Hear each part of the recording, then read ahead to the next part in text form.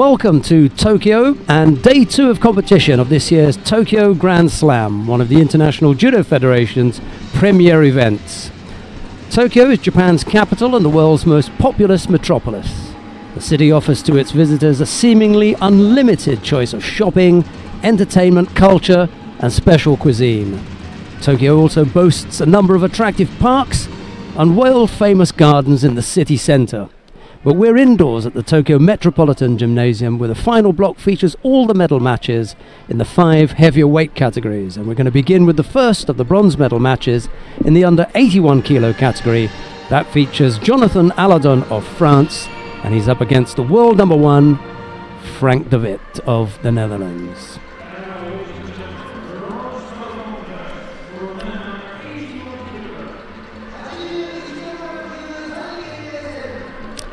Stepping up first, however, is Henri Egotidze of Portugal. He'll be up against Nyamsurin Dagvasurin of Mongolia.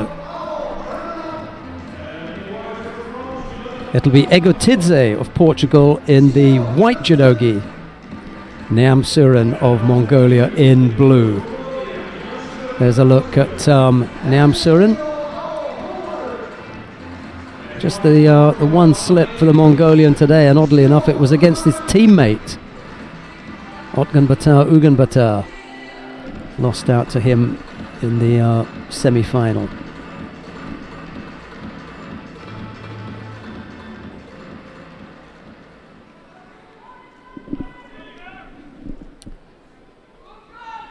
Well, I suppose he won't think it's such a bad day if he can get past Egotidze. Salvage something from his visit to Tokyo if you can come away with a medal. Small amount of cash as well. And then the ranking points that go with a 3rd place finish.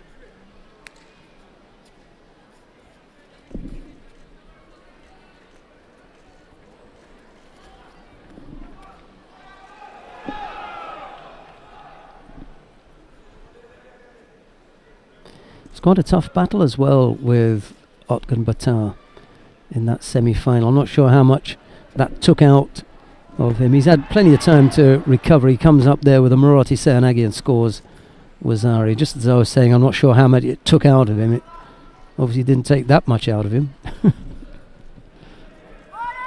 Launched a nice strong attack there. Just off one sleeve. Maybe we better reassess that and classify that as maybe Ippon Seyanagi. Just took the one arm. Had the look almost at the beginning of a Kataguruma there. Oh, that was terrific work from Egotidze. Really got hold of him there.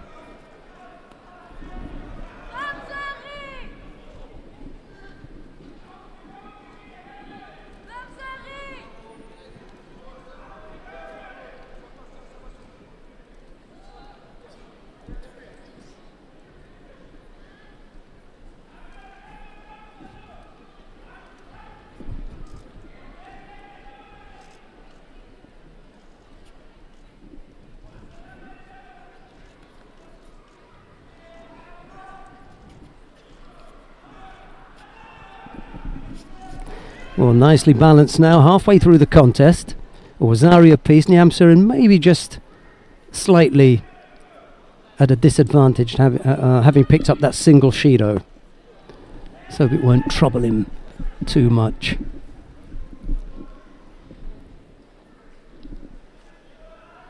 Just trying to find a grip from which he feels comfortable to launch his next big attack. Egotidze just having a little stab there at Kochigari. The referee's not perfectly happy. What is it that he's seen? And it's a gripping infringement from Nyamsurin, and now he really is at a disadvantage with a minute 20 odd left to go. You can't afford another error. Those are those 2 yellow cards there. Oh, almost in. Not finished yet. Almost brings him over on the right-hand side. Just couldn't get the right leg across there. It would have been nice to have stretched the right leg across and come up with some kind of Taetoshi or Seotoshi maybe.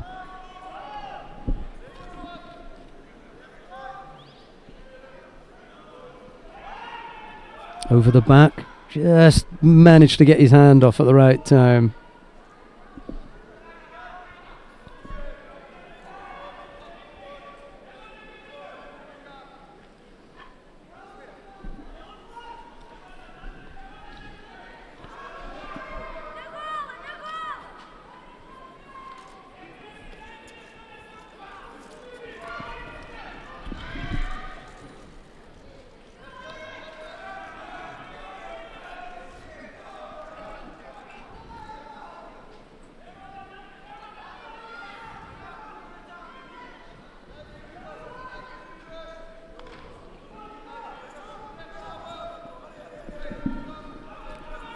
Time running out here.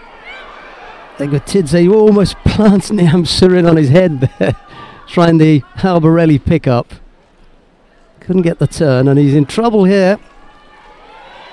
Tate Shiogatami, he ran the risk there with the pickup, and Niamsurin couldn't hold on long enough. He just needed a couple of seconds.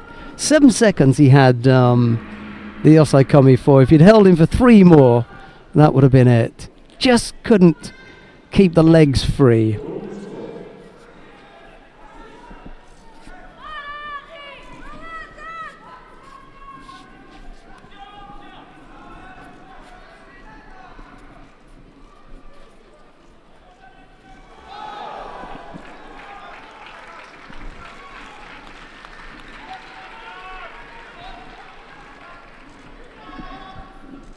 If he could have held on for 3 seconds more, he'd have taken that. And now he's got to work all over again, this time in the golden score period. Mind you, Egotidze looks as though he's breathing heavily. Niamsurin maybe just a tad fitter. We'll see anyway.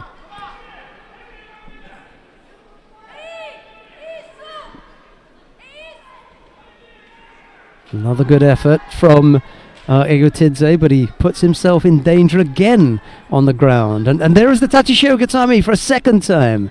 Not tidy enough, and again the left leg gets trapped. Egotidze has managed to get himself out of Osaikomi on 2 occasions. You know what they say though, 3rd time lucky. So Niamsurin should give this another go here. Why not?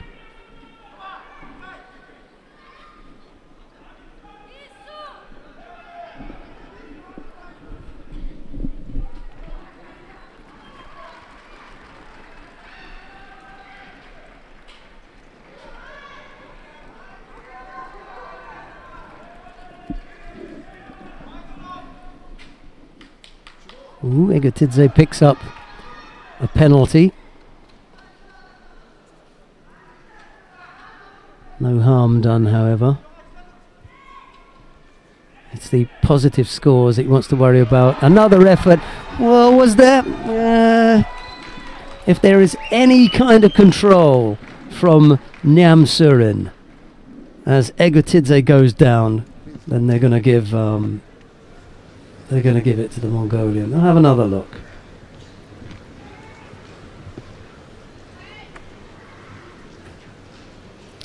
The rule is that in the event of any Keishiwaza, whomsoever's back touches the mat first will be scored against. So Egotidze tries the technique. Niamsurin affects a counter or attempts a counter. Okay, and they decide to cancel it. So it wasn't taken over sufficiently well enough to be valid for scoring purposes. And we've got to do it again. Too far away with that effort, and Egotidze had that blocked. He had the left hand up nice and high, and this time he should score. That there's no doubt about it for me. You can leave that. Yeah. And there are no complaints from Egotidze. Why should there be? Very, very good counter.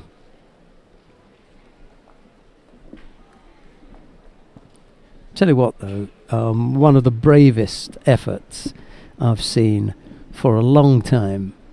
Egotidze knew only one way to try and win that contest, and that was to attack again. And look at the way that he accepts that defeat. He's just lost the bronze medal in the Tokyo Grand Slam, and he takes it really, really well. He was so close to winning that contest. Valjinyam, the Mongolian coach, gives him a tap on the back. Let's take a look at some of the highlights from that one.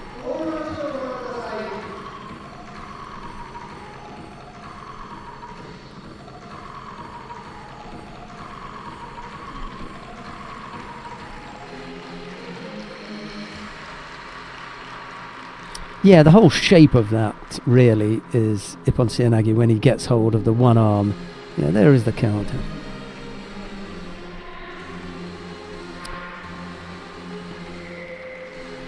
Yeah, the Ashiwaza actually ends up being a Sutemiwaza, doesn't it? He throws himself in the end, and then Nyamsurin turns him.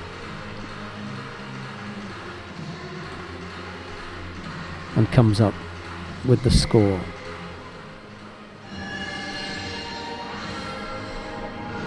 Right, we come now to the final of the under 81 kilo category. Lee Sung-ho of the Republic of Korea faces Otgunbata Uganbata of Mongolia. It was Otgunbata who saw off his teammate in the semi-final. We just saw Nyamsurin Nagbasurin win that bronze medal contest. Well, he had to get past Otgunbata, couldn't do it, and it's left to Otgunbata to battle it out for the final. Veli-Matti Karinkanta of Finland is the referee in the middle for this one. Lee just making his way to the mat now. It'll be Lee in the white judogi, Otgunbata in blue.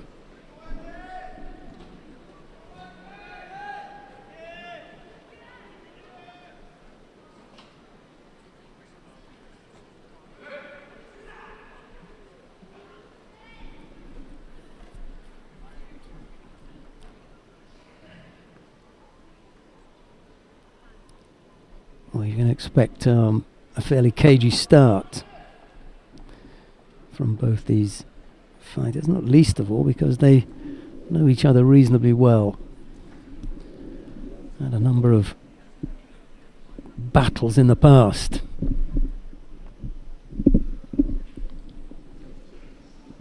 Ooh, just a little bit too far with that stretch. He was lucky to get away with that. Lee couldn't take advantage of Otgunbata being really off balance, leaving that right leg way too far outstretched. Couldn't sweep it away. Oh, sorry about that. Little whack to the face there.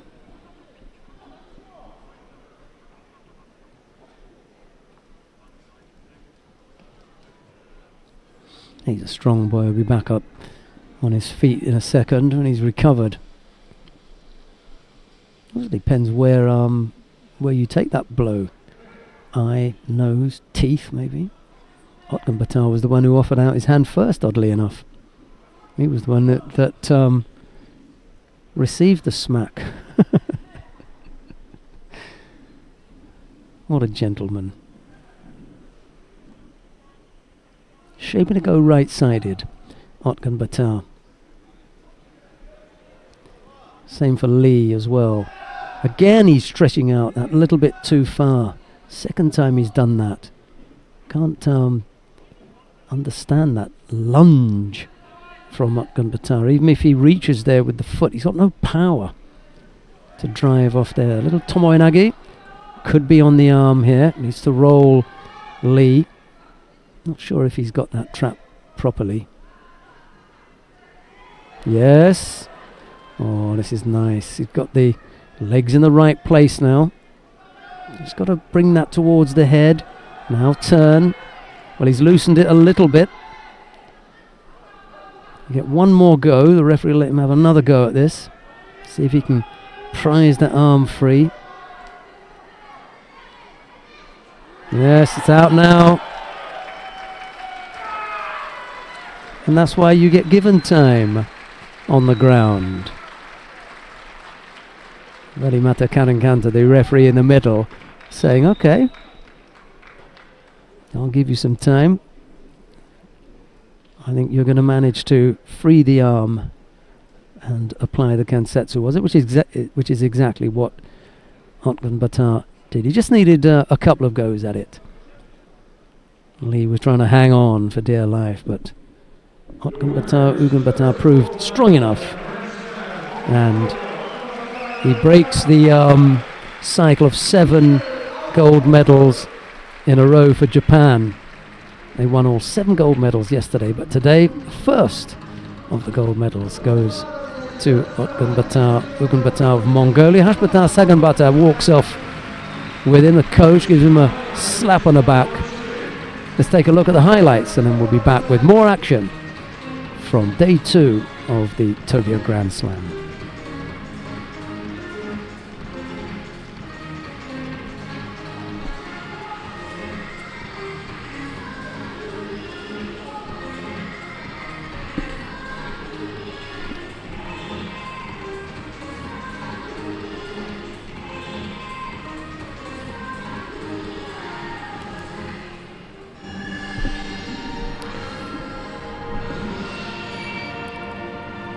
Bronze medal match in the under 70 kilo category. Marie-Eve Gahi of France faces Tanaka Shio of Japan. It'll be Gahi in the white judogi, Tanaka in blue. Referee in the middle for this one, Vasily Smolin from Russia.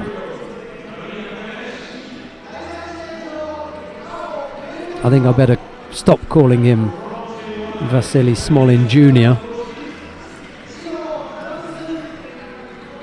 His father was IJFA referee and then referee commissioner for many years. Now here he is in charge of a medal match at the Tokyo Grand Slam. Judo family they've got. The Smolins.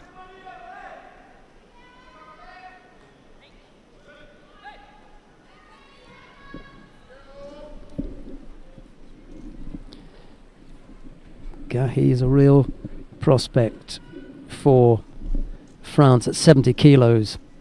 Up there in the top 10 on the IJF World Ranking list. Good long legs. Useful for Uchimata. Nice little Sutemi waza. Just put Tanaka down on her backside. Not enough to come up with a score, however.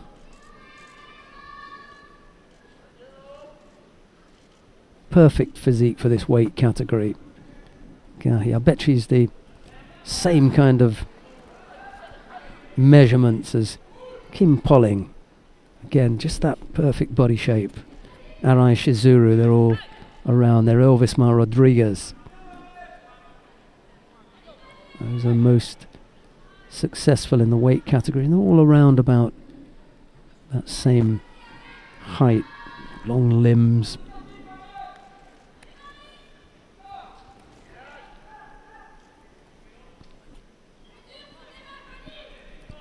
Just defending against Tanaka now. Tanaka not able to get an opening.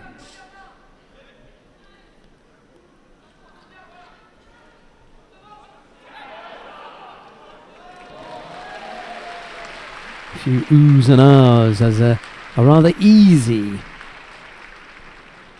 Ippon is given up by Gahi.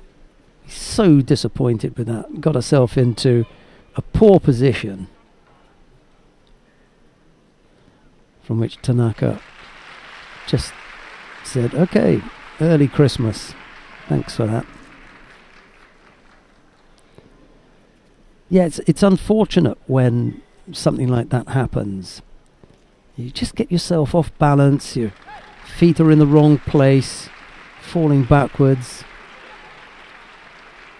No getting out of it.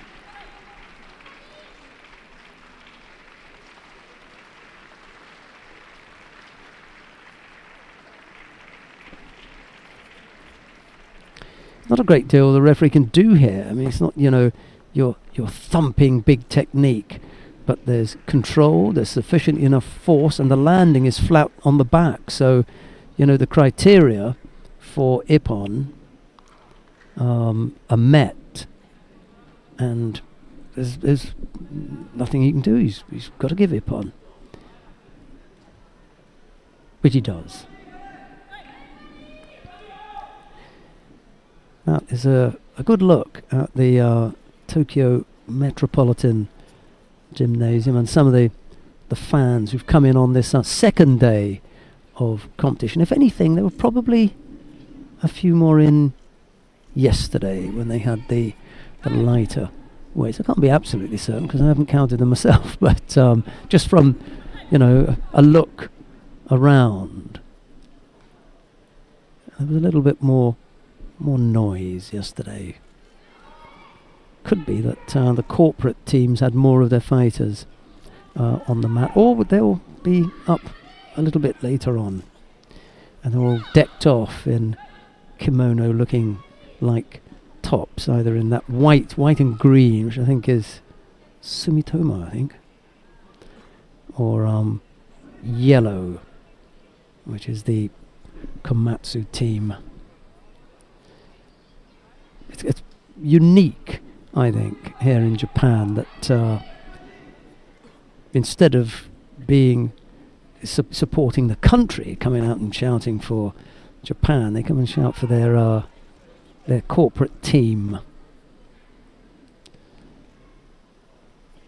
I think the stadium holds about 6,000 people, and it was pretty much full yesterday, and all the shops around inside the venue all teeming with youngsters buying souvenirs, all judo related items, or sometimes you know, fitness wear or energy drinks. They seem to be the ones that are popular with the youngsters. A few stands doing video games, judo related video games, and there was a place where you can go and get autographs from the attendant Japanese superstars.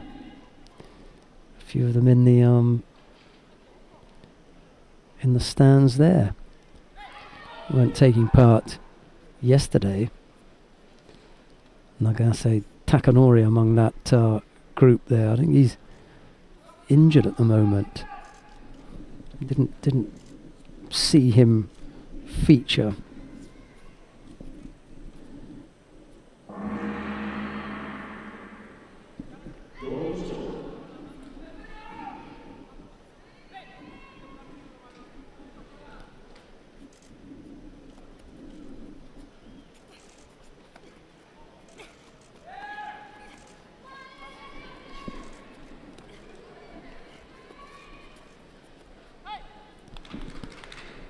Well, there's 7 weight categories on this second day. We got 4 men's category and 3 for women. It's the under 81, under 90, under 100 and the plus 100 kilo categories for men. And then as far as the women are concerned, it's the under 70, under 78 and the plus 78 kilo categories. We've already seen the under 81 kilo category. That was Lee Sung-ho of the Republic of Korea. He came out on top in the under 81. Beg your pardon, he lost out to Otgunbata Ugunbata from Mongolia. It was the South Korean being downed by Otgunbata. Bronze medals went to Nyamsuren Dagvasuren of Mongolia, and then Frank de Vet, the world number 1 from the Netherlands. He took the other bronze medal on the other side of the draw.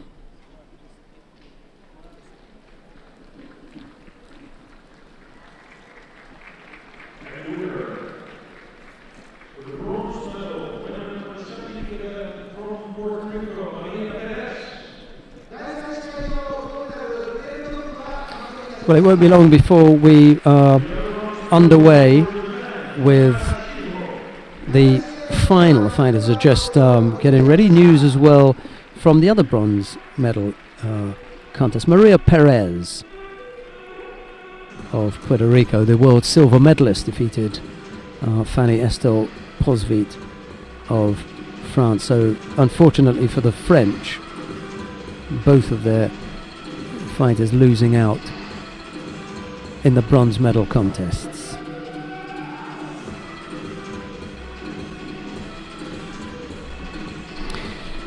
But we've got the final coming up next. The Japanese have got a guaranteed gold medal here. Both finalists are from Japan, and it'll be the current world champion and world number 1, Arai Shizuru, to face teammate Ono Yoko.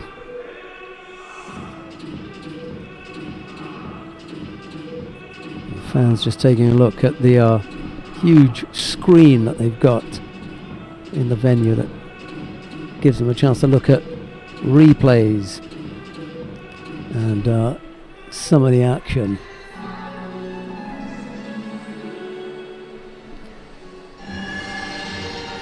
Well, it's time now for the final, and these two have gone head to head on 2 occasions. Arai Shizuru, the world number 1 and current world champion, has won on both of those occasions against teammate Ono Yoko. It'll be Arai in the white judogi, Ono in blue. Perez, Nizoe and Ju of China were down by Arai on her way to the final.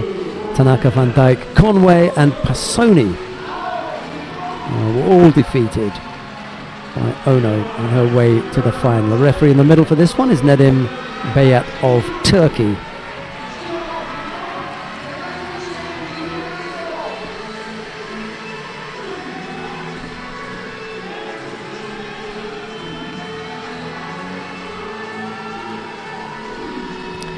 Well, the odds-on favourite really, Arai, maybe 2 years ago, was unfancied, but during that period has worked extremely hard to lift her game and just make sure that she's one of the most difficult fighters on the circuit now. Bit by bit, it wasn't, you know, an exciting and guns blazing rise to the top for Arai.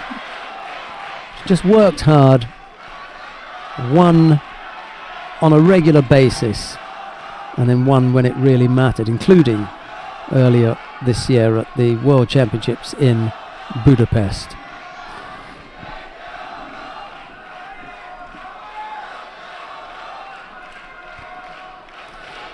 And as a result, she gets to wear the red back patch.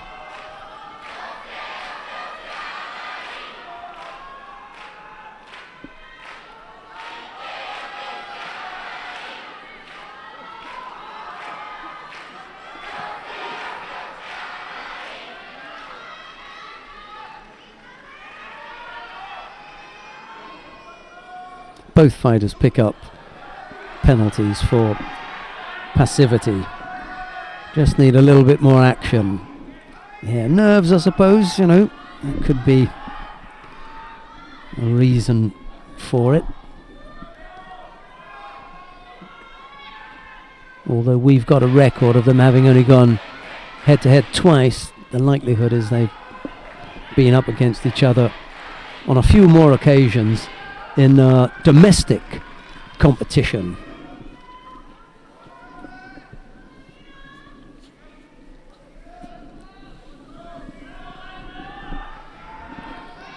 looks as though Arai has to pop a contact lens back in, and after having done that she collects a penalty for a false attack. We've got plenty of time left on the clock, and Arai is already up to 2 penalties. She can't afford another error.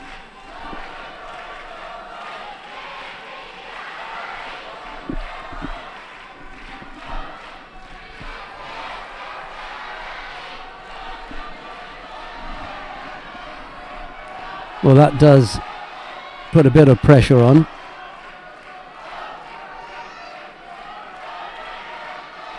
The little foot taps don't do anything. Arai is in serious danger here of making a big error. Has to put in proper attacks. We'll count that Uchimata effort there as an attack.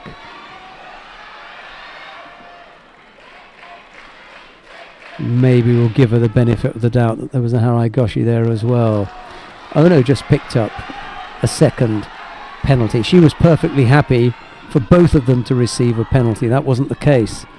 Arai managed to get in 1, maybe 1.5 attacks and stave off collecting a third and match-ending penalty.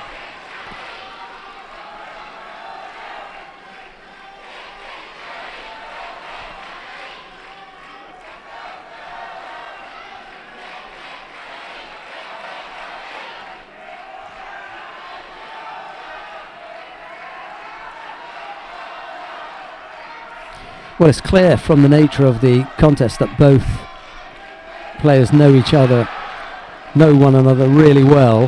A Ponsenegi effort from Ono that results in her going to ground, and Arai attempts to apply the shimiwaza. I'm not sure if that's having any effect at all. The referee's also not sure and decides to call mate.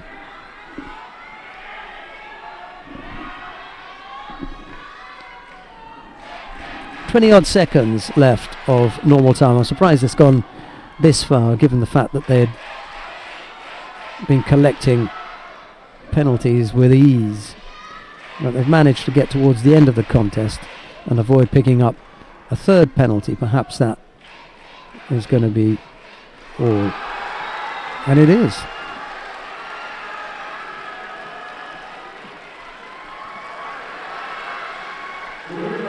There's a real shocker. All the Komatsu fans jump up and down on their feet as Ono Yoko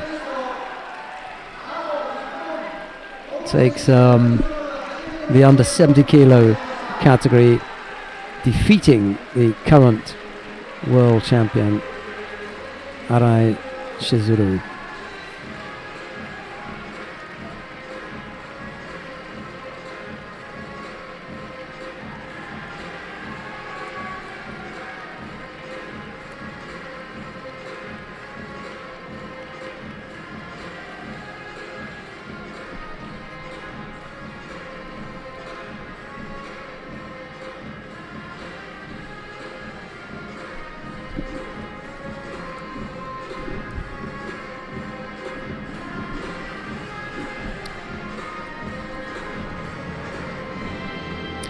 We've got the awarding ceremony for the men in the under 81 kilo category about to take place now. Let's have a look at who we've got down there. The General Treasurer of the International Judo Federation, Mr. Nasser Al-Tamimi, is going to present the medals, and the bronze medals go first of all to Frank de Wit of the Netherlands. Nice to see him on the podium again. He would have been hugely disappointed to have missed out, having fought so well today. The second of the bronze medals goes to Nyamsuren Dagvasuren of Mongolia. Silver medal goes to Lee Sang-ho of the Republic of Korea. Well, the gold medal goes to Otganbata Uganbata of Mongolia.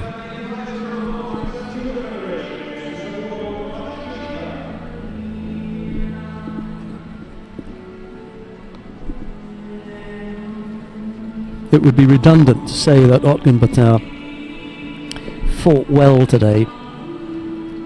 He's won a gold medal at the Tokyo Grand Slam. There's no other prospect other than that he had fought well, but I'm going to say it anyway. He really did fight well. And it was enjoyable to watch him, especially in the final.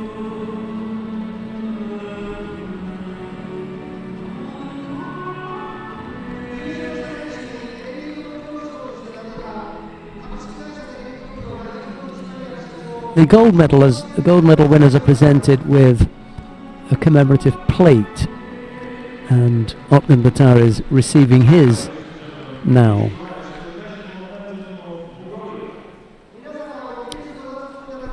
And now the national anthem of Mongolia.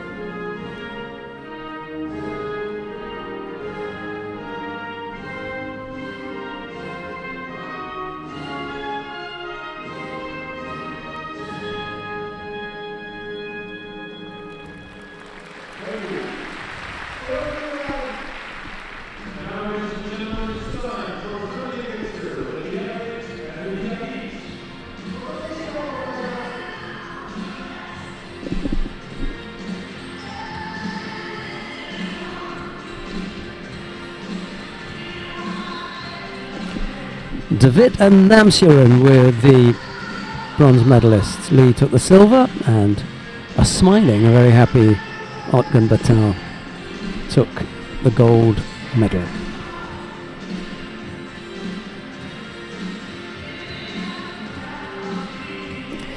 Coming up next, the bronze medal match in the under 90 kilo category. Mukai Shoichiro of Japan faces David Klamert of the Czech Republic. It's Mukai in the white judogi, Klamert in blue.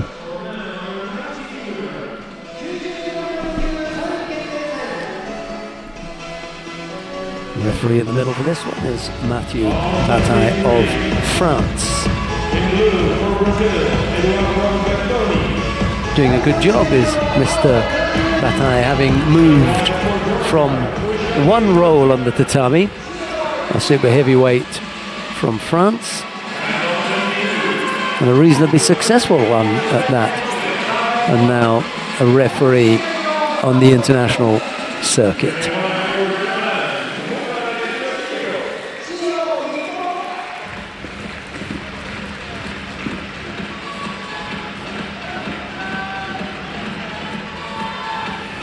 Right, it's Mukai in the white judogi, Mr. Cool.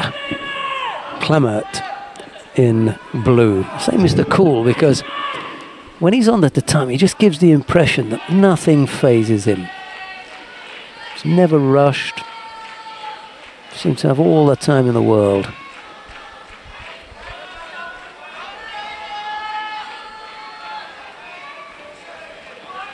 Never has any kind of facial expressions, just deadpan all the time.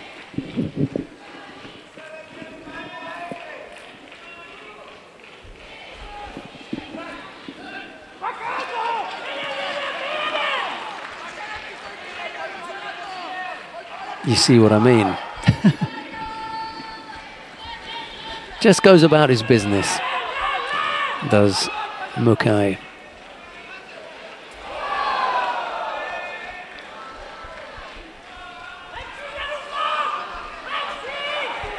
Left-sided Morote Soanagi, low down to the left side. And Clement's going to get called for stepping out of the area. No, this time it's just for passivity. I thought he might get called for just stepping out there.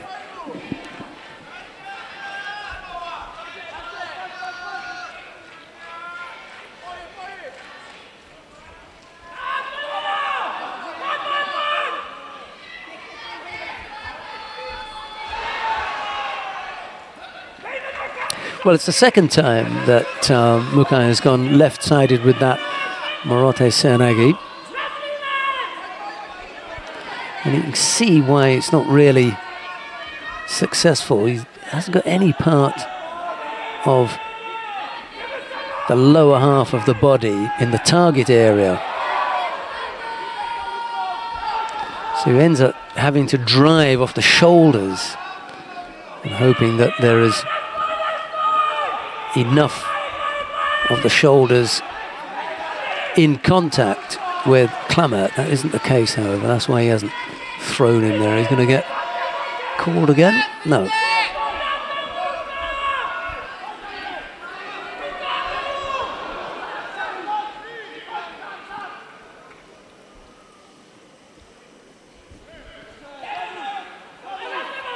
Clamart has really got to get to terms now with Mukai, because Mukai's in complete control of the tempo of this contest.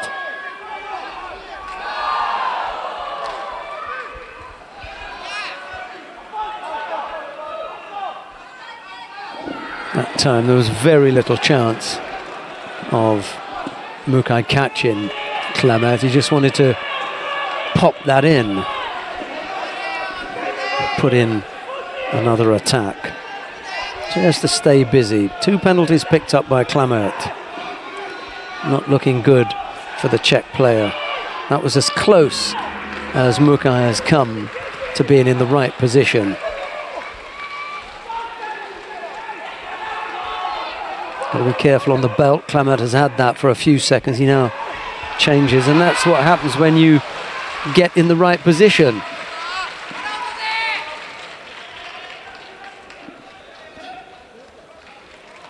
Got the lower half of the body and the feet right underneath Clamart there. It's the first time that he's been right underneath him, and he came up with the score.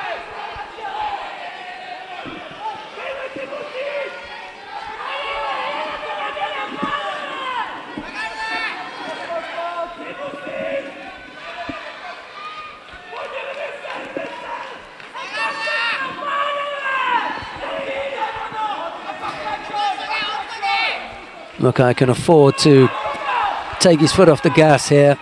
Clamart is the one who's got to get going.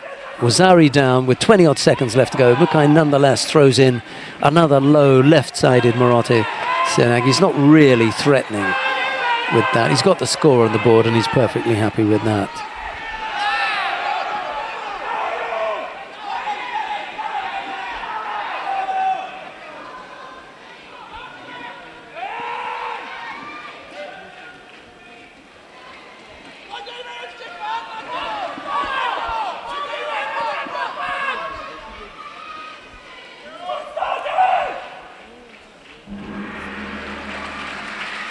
Six seconds were left as the referee, when the referee called that last hajime, but it was not long enough for David Clamart to get over, get his hands on his opponent and attack him.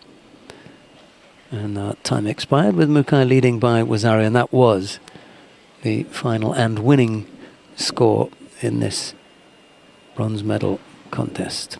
Mukai Shoichiro of Japan takes the medal.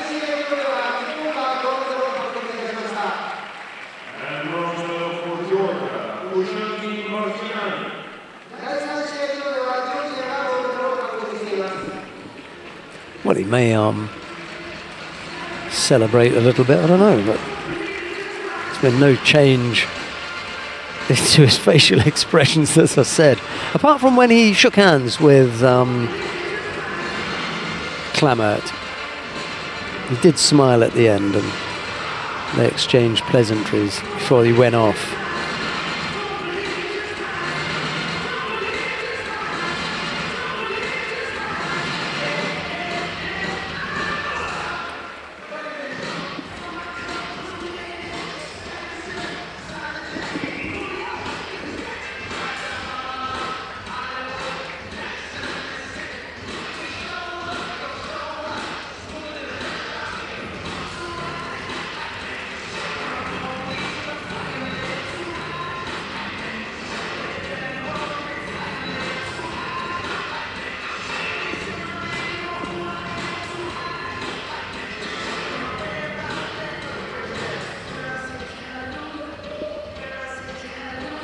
We come now to the final of the under 90 kilo category. Nagasawa Kenta of Japan faces teammate Kobayashi Yusuke.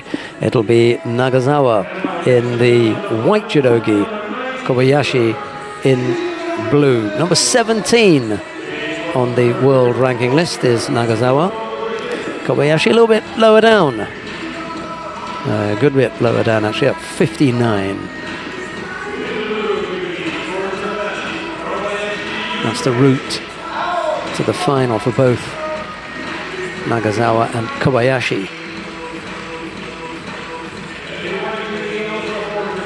Roland Poiger of Austria is the referee in the middle for this one.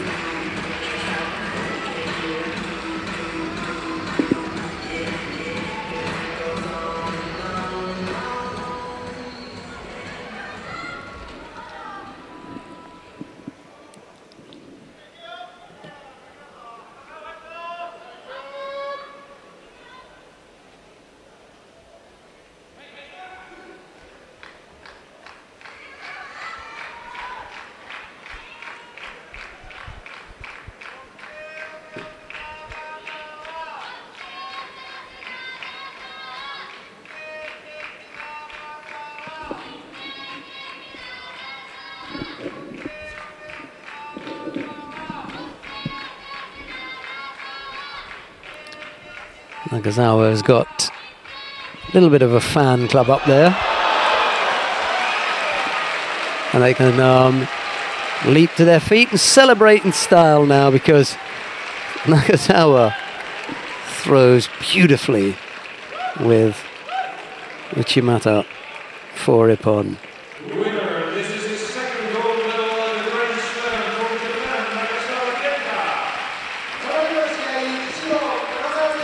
Well, he's falling away from his opponent as he executes that technique, but nevertheless, he's got enough of it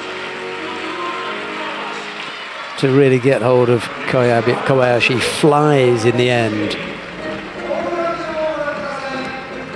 and he ends up planting him.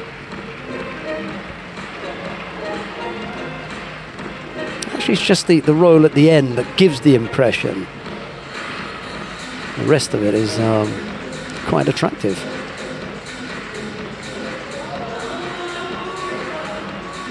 It's got the kind of Makikomi feel to it as well, although he throws him with Uchimata. And that classification of Uchimata Makikomi can be a little bit misleading sometimes, because two directions for that.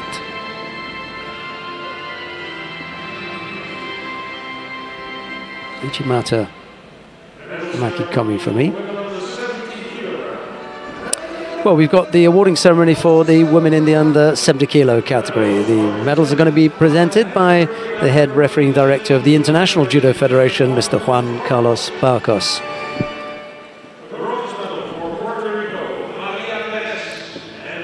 Bronze medals go first of all to Maria Perez of Puerto Rico. What a successful year she's had, absolutely amazing. Picked up a silver medal at the World Championships in August, end of August. Silver medal in Budapest, and a bronze medal here in Tokyo. The second bronze medal went to Tanaka Shio of Japan. The silver went to Arai Chizuru of Japan, and the gold to Ono Yoko of Japan. Somewhat surprisingly, in my opinion, I thought Arai had the beating of Ono, but there's a little bit of domestic to take into consideration.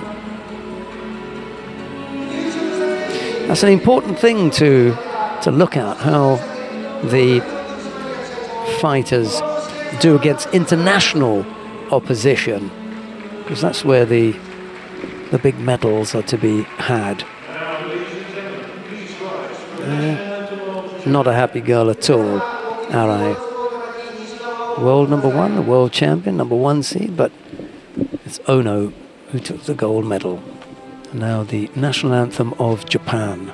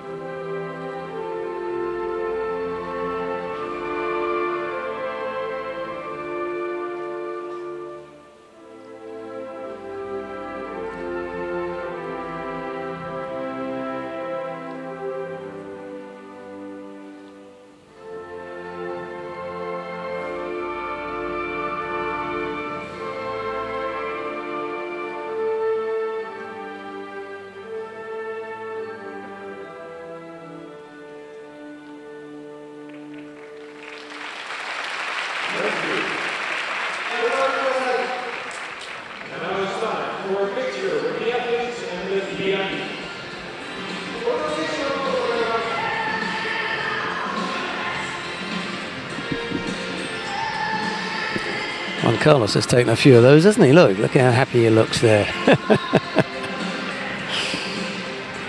Well, there are a few unhappy faces there.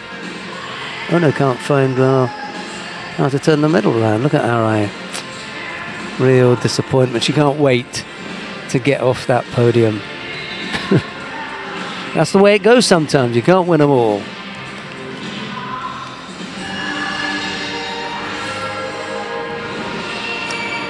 Right, the bronze medal contest in the under 78 kilo category. Sato Ryuka of Japan faces teammate Umeki Mami. It'll be Sato in the white judogi, Umeki in blue. Just the one head-to-head. Sato came out the winner there. Frank Wolf of Germany is the referee in the middle for this one. I won't go on too much about Frank Wolf. One of the best. And he gets to take control of this particular medal match.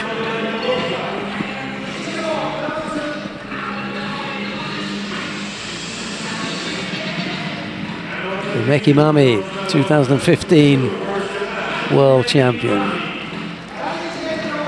Sato Ryuka, a right little toughie on the tatami. Quite gentle off the mat, but once she gets on there, it's a tough one. Interested to see how the pair of them get on, because Umeki Mami has the better competition record, given that she has a world championship gold. Yeah, I thought so. No love lost here. Sato has a reputation of, just beautiful. Caught, flat-footed, cold. And before Umeki could get into it, she gets thumped. Beautiful Taniotoshi from Sato Ryuka.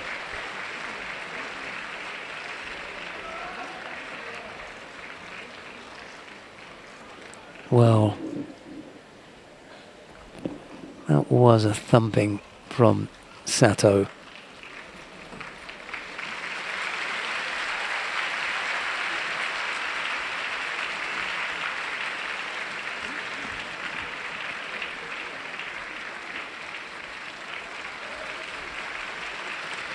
Doesn't wait to get to grips.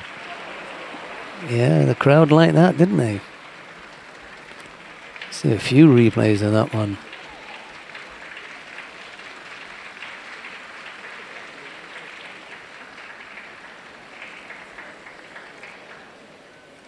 And Frank Wolf in the perfect position. Some referees are just lucky to be standing in the right place, aren't they? That was not a difficult one to give. Yeah, I mentioned earlier on about some of the corporate teams. And Komatsu are dressed all in yellow. Those are those yellow bibs. So I suppose, given the placement of that flag with Ryuka on it that Sato is part of that corporate setup at Komatsu. I think Yoshida Tsukasa as well was sitting in the front row, although she may just have been in the front row, not necessarily part of that group. And those jackets are more sort of kimono, like maybe they spent a little bit more money on their attire than Komatsu.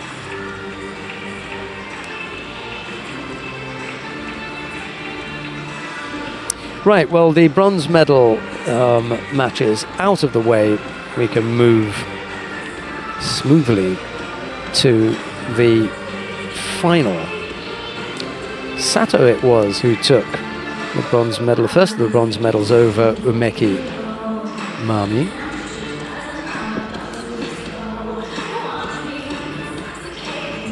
The other bronze medal contest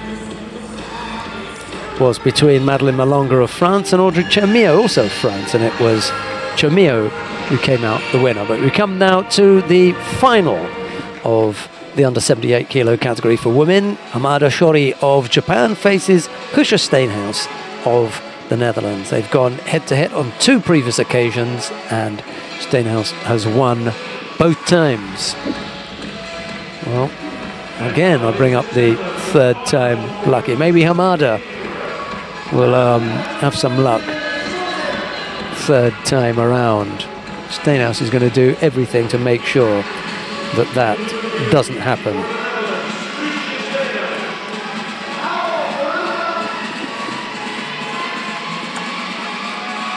The fighters just making their way into the arena now.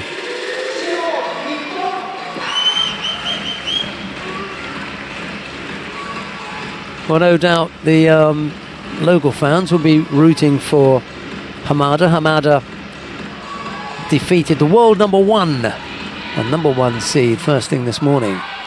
Referee in the middle for this one is Turbat Enksetseg of Mongolia.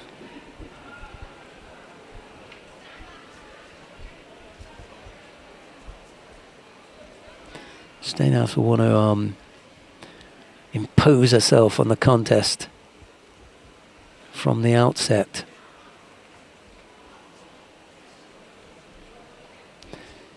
Different body types here in this weight. We were talking about the body types in the under 70 kilo category.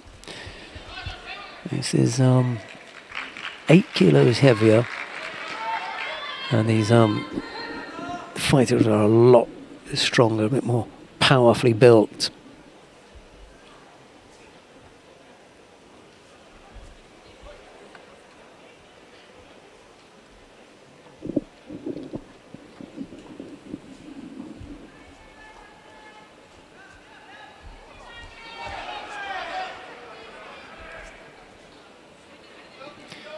I think Steenhuis had thrown Hamada previously with Ashiwaza. Oh, that was a good position to get in. Almost hopped in there for the Osotogari. Really threatened Hamada on that left side, did Steenhuis.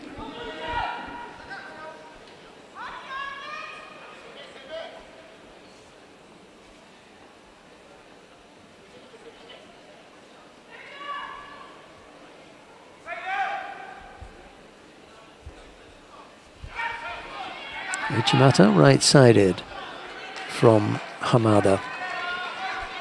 He's never really in any danger there, Steenhuis.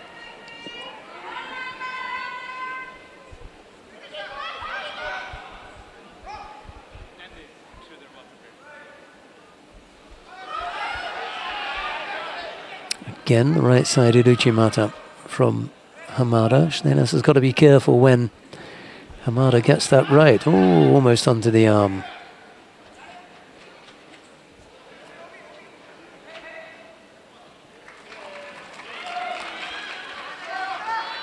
I was talking to Husha in the break, and we were talking about the possibility of a an exchange in newaza with Hamada.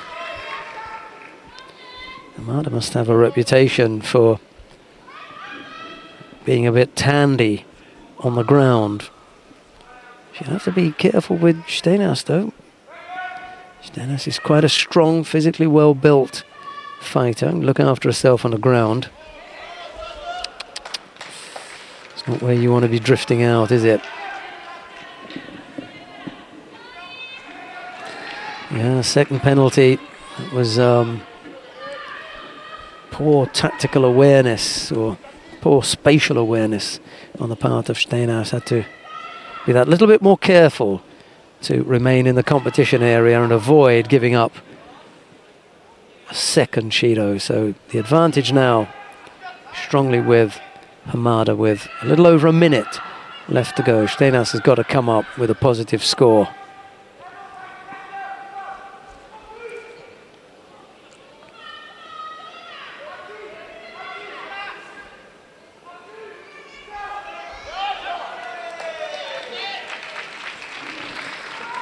Yeah, a grip and a position that Steenhuis was uncomfortable with. But Hamada ended up coming up with a weak attack, and that broke that up. Time running out now for Steenhuis. Got to go here. He had a little stab at the Ashiwaza just once in the contest as she'd gone to the feet. Steenhuis. 30-odd seconds left to go. If it stays like this, then we'll have a period of golden score. Well, Tsubame Geishi from Hamada. And I was talking about the footwork, and she had to tap up there.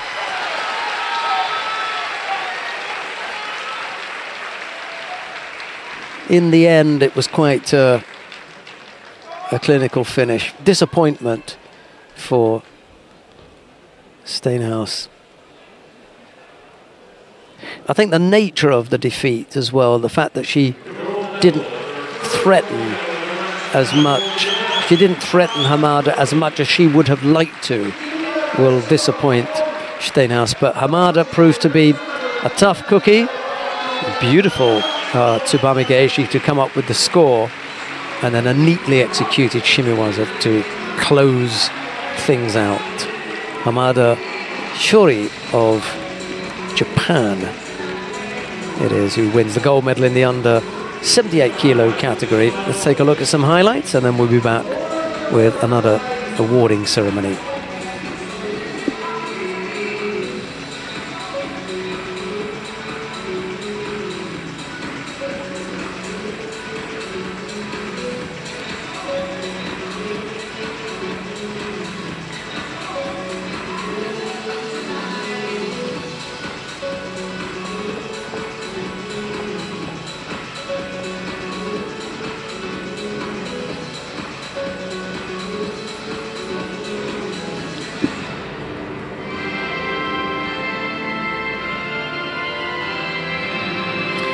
Come now to the awarding ceremony for the men in the under 90 kilo category.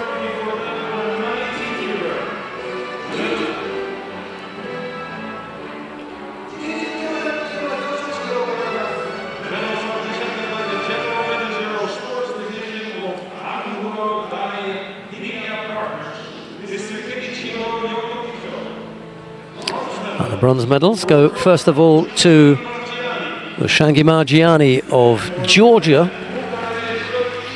and to Mukai Shuichiro of Japan. Mr. Cool. Silver medal goes to Kobayashi Yusuke of Japan. And the gold medal goes to Nagazawa Kenta, also from Japan.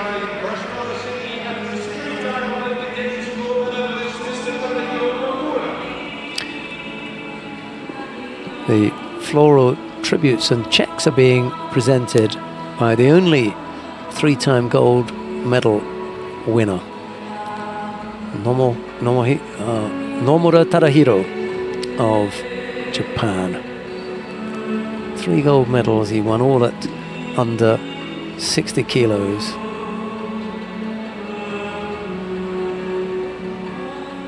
No doubt we'll see him in the IJF Hall of Fame at some stage.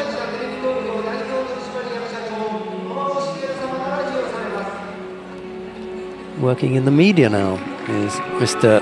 Nomura.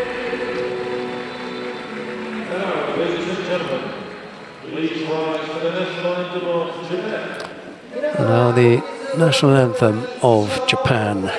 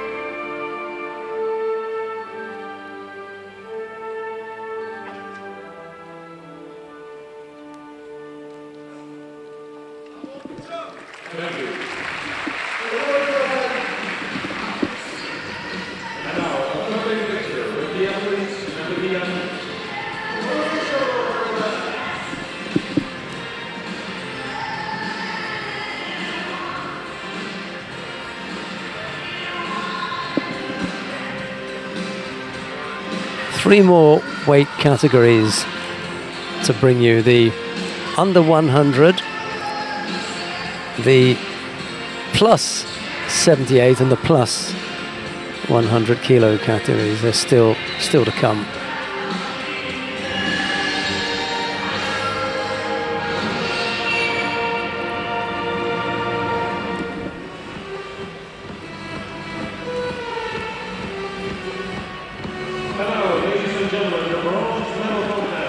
Right, the bronze medal contest in the under 100 kilo category.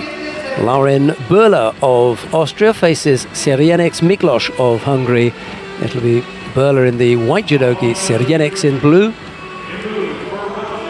The referee in the middle for this one is Andres Cabero.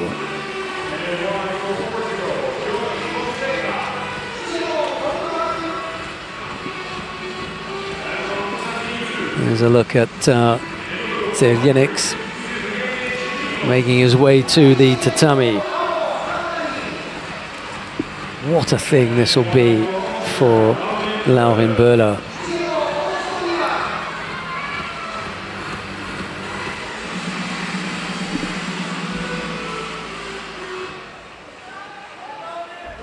Very, very tough opponent here in Sirienex.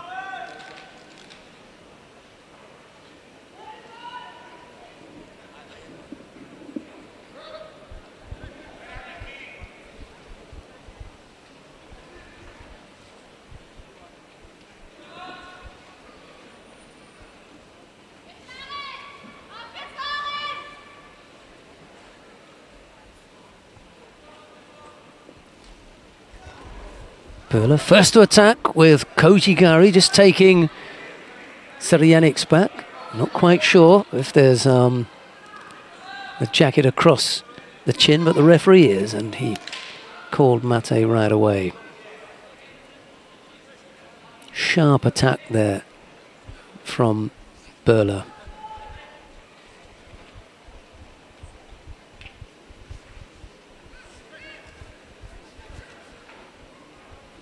Well, Sirienex won't want to be second to the attack. He is again. Böhler putting on a bit of pressure there. If he's really clever, he come up with a really nice big attack here. Just put Sirienex on the back foot and have him collect a Shida for passivity, because he hasn't been able to put in an attack yet. Böhler's beaten him to the attack on both occasions. Here he is again. Whoa, a bit spectacular, but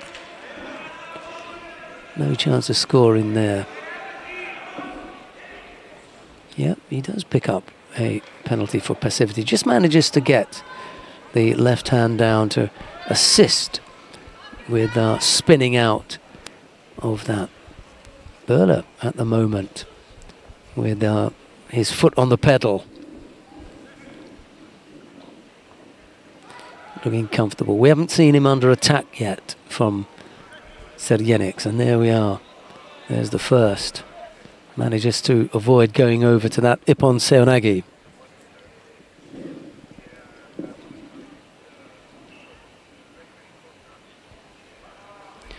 I don't think he wants to change tactics here. Oh, almost with the Harai Goshi. I was saying, I don't think Böhler wants to change tactics here. He's looking good when he's on the attack. May as well keep going.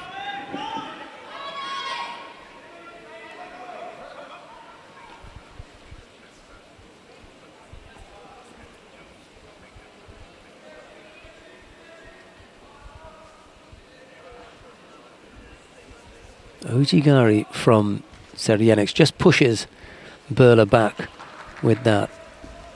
The Austrian comes back. Makikomi effort from Serjenics, but it doesn't catch Böhler. But there's the opportunity for the turnover. He almost turns him into us. Yes, he does.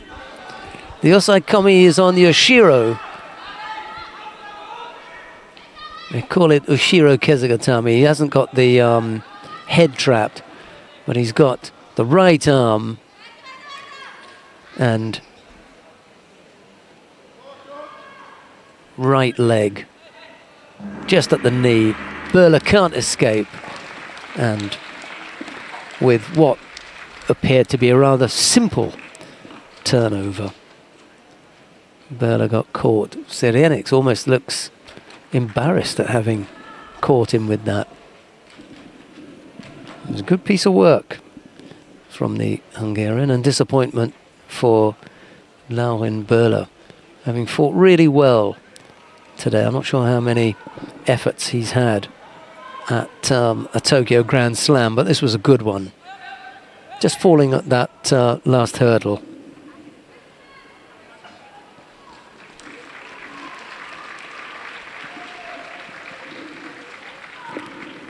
Serjenics Miklos, the winner for Hungary.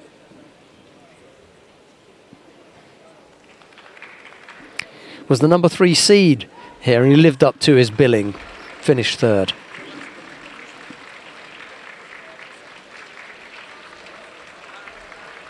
Let's take a look at some of the highlights, and we'll be back.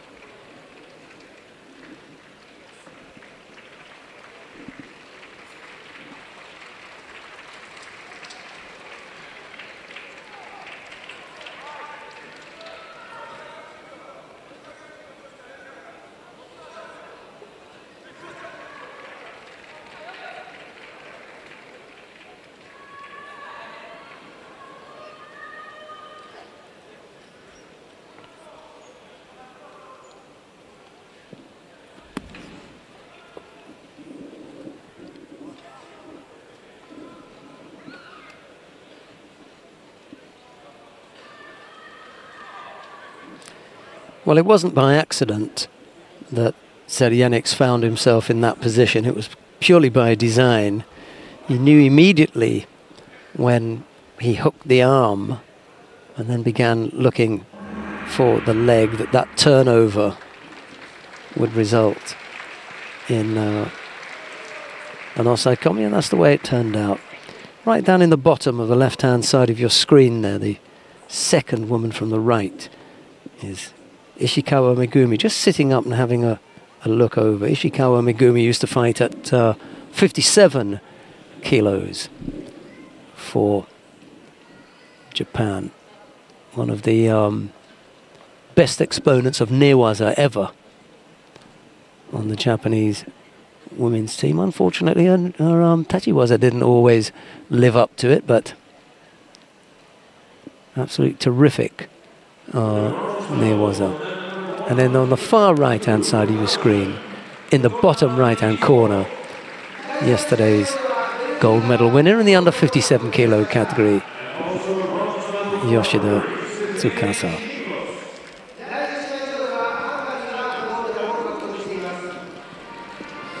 Right, stay with us and we'll bring you more action from the second day of competition here at the Tokyo Grand Slam. We'll be back with the final of the under 100 kilo category.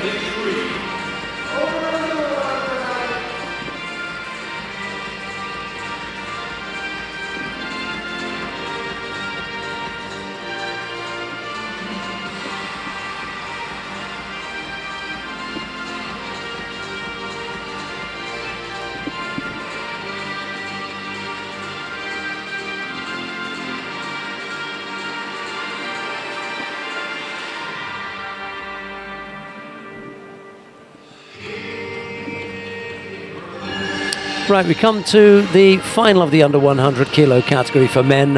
Michael Korel of the Netherlands is up against Cho Kwam of the Republic of Korea. It's Korel in the white judogi, Cho in blue.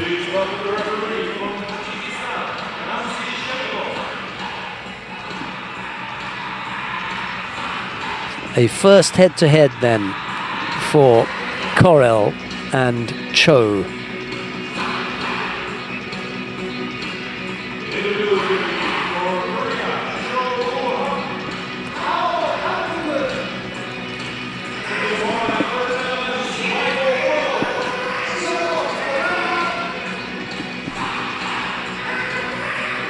Referee in the middle for this one, Ramzi Shamirov of Tajikistan.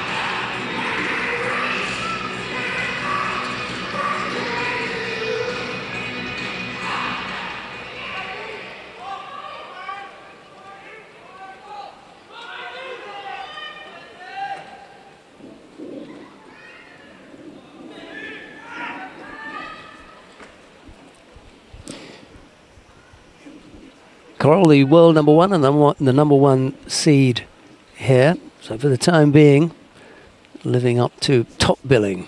Top man, top position.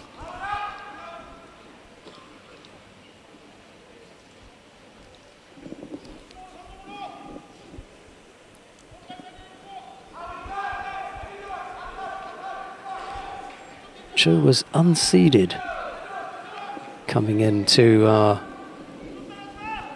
this Tokyo Grand Slam. Knocked off quite a few useful fighters along the way, including the Hungarian who just took the bronze medal there, Serianix Miklos. Ida Gantaro, he saw him off as well.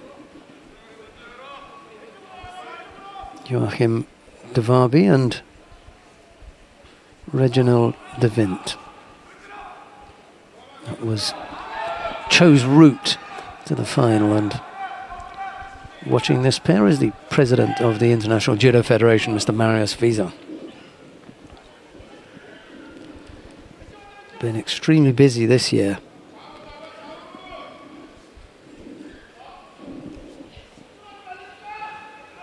Korel, for his part, well, he defeated Toma Nikiforov of Belgium, Philip Galandi of Germany, Shimowada Shoei of Japan,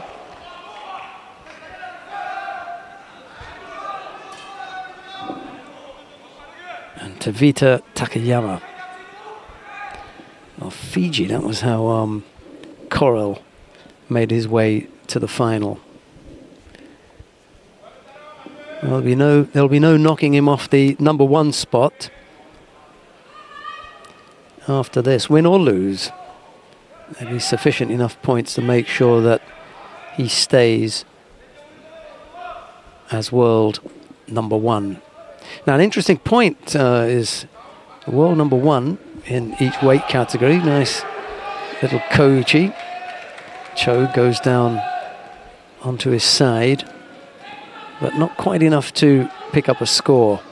The interesting point is that whomsoever is world number one at the end of the year, and the end of the year comes after the World Masters, there's that little Koichi, and just onto his side there briefly and then onto his front. So no score. Yeah, whomsoever is world number 1 at the end of the year will collect a $50,000 bonus. So there'll be a few people trying to cash in at the Masters in a couple of weeks' time in St. Petersburg, Russia, just to make sure that they either stay in their number 1 positions or they overhaul the number 1. It's a big payday. Masters coming up, left-hand sided, low Ippon Seoinage, but Coral is able to move just to his left and block Cho's effort. Into the last minute, no score, but 2 penalties picked up by Cho Guam, 1 by Michael Coral.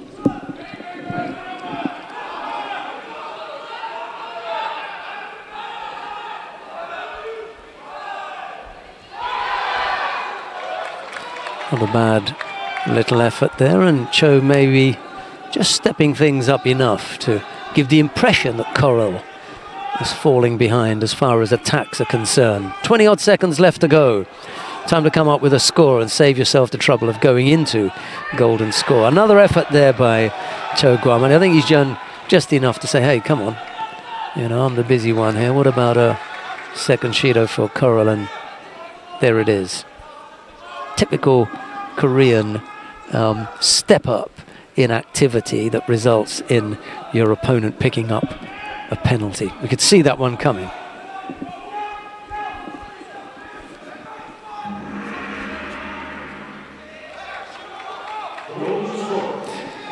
Right, and so we go into golden score. Both fighters having picked up 2 penalties apiece. Neither can afford an error. If either of them commit an error, they will be given hand sokomake and disqualified. However, the first to score wins. It's probably the easier way of looking at it. They both wanted to attack at the same time and ended up hitting left hip for Cho and right hip for Coral as they clashed.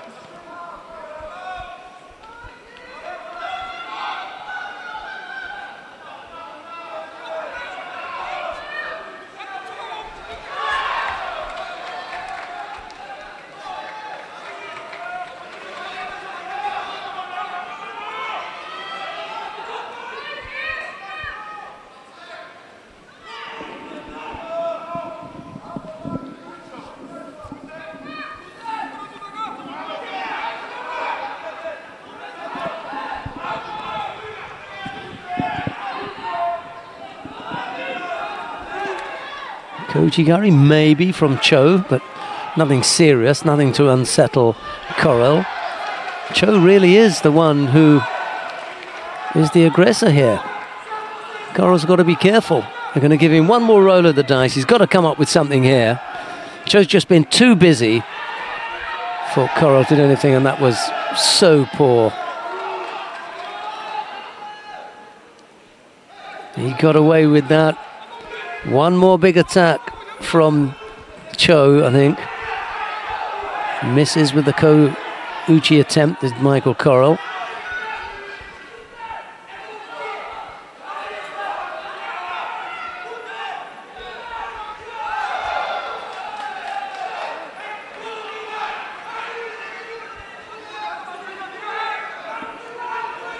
Could have let that go.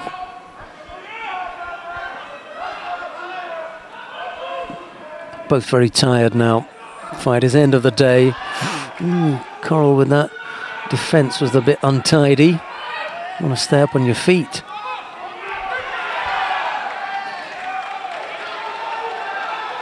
Coral's given everything here. One more big effort from Cho and I'd give it to him. Coral's got to come back with something here. Can't allow Cho to attack first, especially if it's a good strong one. He just looks so tired, doesn't he? Well, if they let this go, then you're gonna get someone thrown. There just isn't the power to defend any longer. And I think the crowd are beginning to enjoy this. 2 minutes and 15 seconds of golden score gone already. Both fighters attempting one after the other.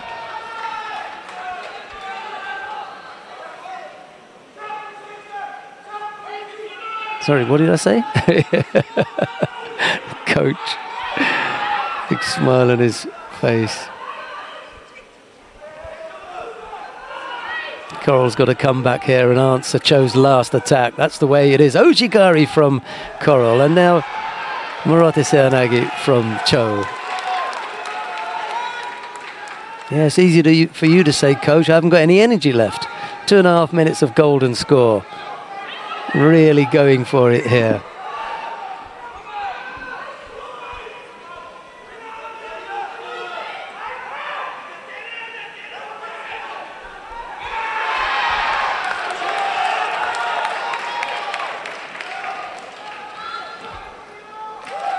Yeah, they know that last effort from Cho is enough to give him the contest, and so does Michael Corral. He realizes that Cho was just that bit busier than he was, and it'll be Cho to take the Tokyo Grand Slam title.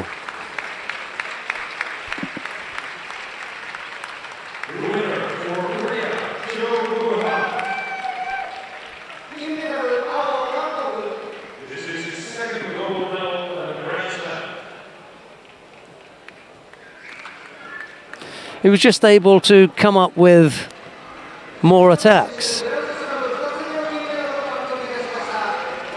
He just attacked Corral out of the contest.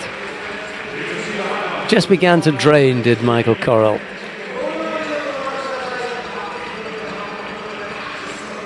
Bit by bit. And Cho takes the gold medal. Okay, stay with us. We've got the awarding ceremony in the under 78 kilo category coming up next.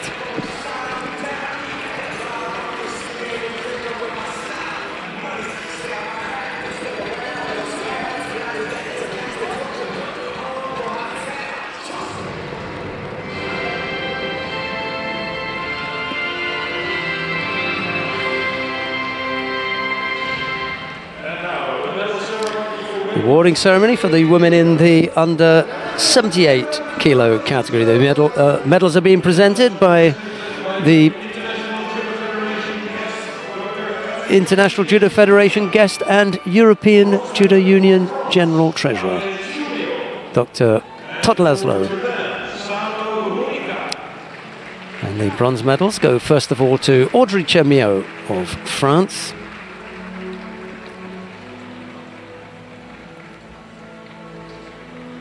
And to Sato Ruika of Japan, who gave us one of the most beautiful techniques in that bronze medal contest when she threw Umeki Mami. Silver medal goes to Husha Steenhuis of the Netherlands, who keeps up her push for a #1 spot by taking that silver medal there. But the gold goes to Hamada Shori of Japan, who third time lucky against Husha Steenhuis, just catching her with that, and then the Shimiwaza went on as well.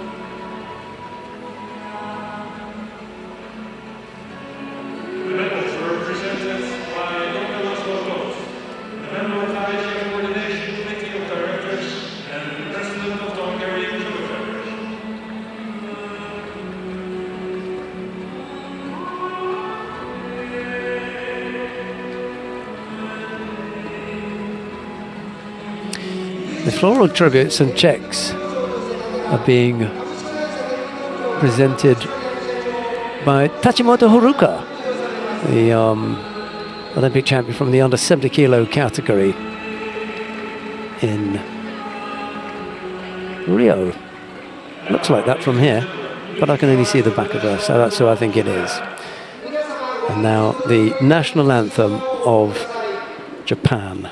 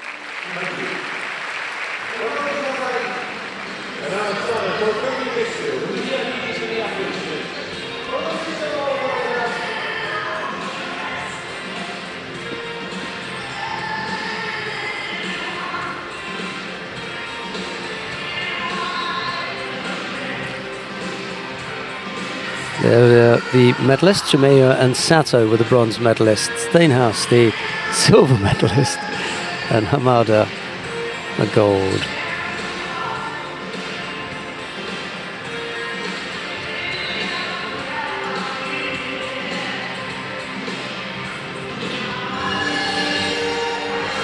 Right, we come now to the bronze medal contest in the plus 78 kilo category.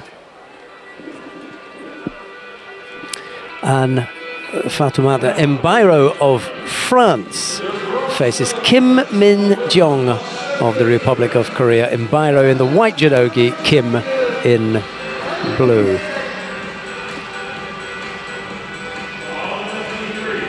Referee in the middle for this one is Amano Akiko of Japan.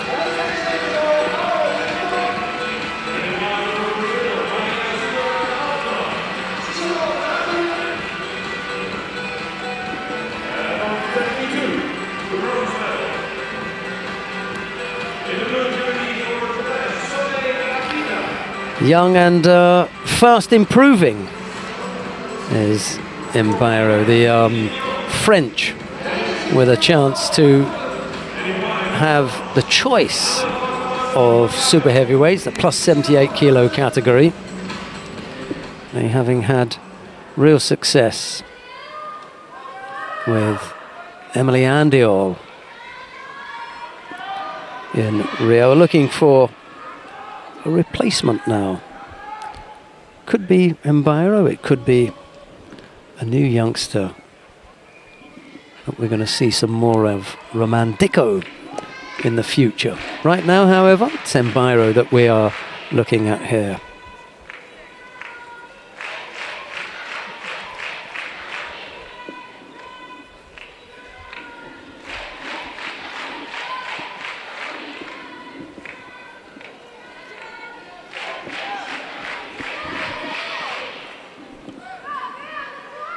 Well, she's got the build, and I'm sure that she's collecting all the necessary judo skills along the way, and as she grows and develops. Not quite the finished article yet. She's done well to get this far, however. Bronze medal contest in the Tokyo Grand Slam. Kim Min-jong may prove just that little bit too difficult for her. That's where I'd put my money at the moment.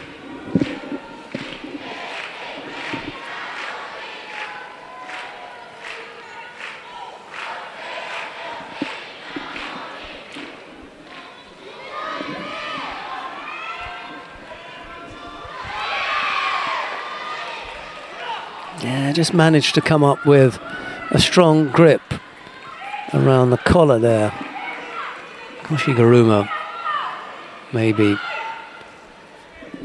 to bring Mbairo down for Wazari. So the lead is Kim's with 2:20 odd left to go. Just pushing a little bit now and coming up with a second score.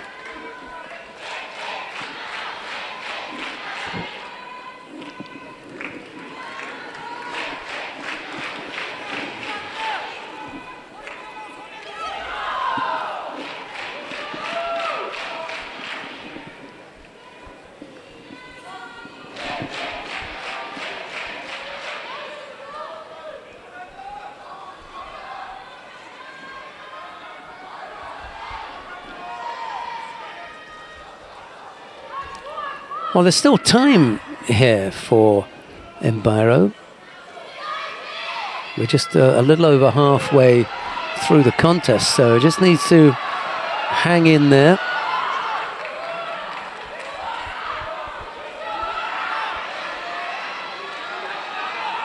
And there may yet be something left in this contest.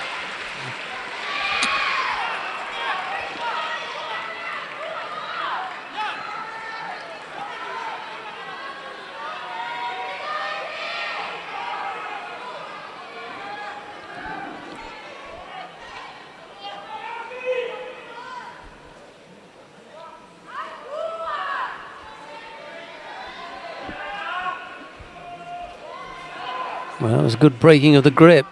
Got Mbairu into a position where she can get the right arm around the back. Again, a little bit over-ambitious with the Tani Otoshi, or possibly Kosoda Gaki that she was looking for. Just got herself into a slightly weak position that Kim was able to take over and came up with a third score, and now there is the Osai Komi. Right, so there are a couple of things that Mbairu has to work out there. Slightly over-ambitious on 2 occasions and gave up 2 scores. That put unnecessary pressure on, and the third of those scores resulted in Kim being in a position to execute that Osai Waza from which Mbairu was unable to escape. And it's Kim Min-jeong of the Republic of Korea who wins out over Mbairu. They've standing on the wrong sides, the 2 fighters. That's a bit better. Kim Min-jeong takes that bronze medal. It's not a disaster for Mbairu because she's learning all the time. And, you know, if she stays long enough and she tightens up her defense, she's got a little bit sharper with her attacks and doesn't expose herself as much, and I think there's a future in it for her, irrespective of how old she is, 23, 24 maybe, I don't know. She could, still got a chance to do something. 24. She is. Let's take a look at the highlights.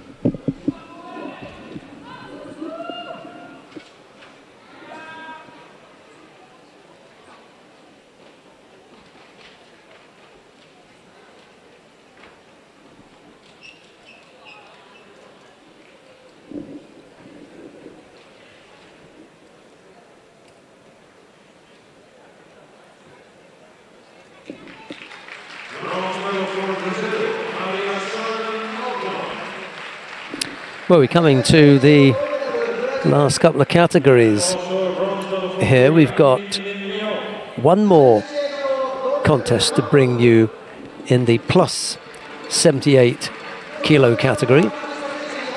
That's a quick look at Maria Suelen Alterman of Brazil, who was leaping off the tatami to celebrate her win in her bronze medal match over Inamori Nami of Japan.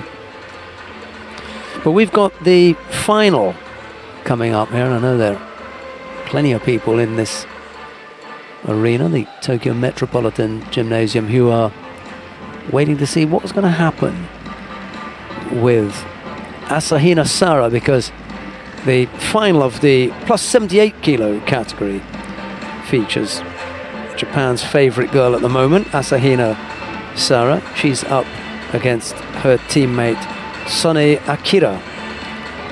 And when the two come to the tatami, it'll be Asahina in the white judogi, Sone in blue. Just once have they gone head-to-head on the IJF Judo World Tour. Asahina won that one. It's the world number 1, the World Open champion, Asahina. And Sone is down there at number 20.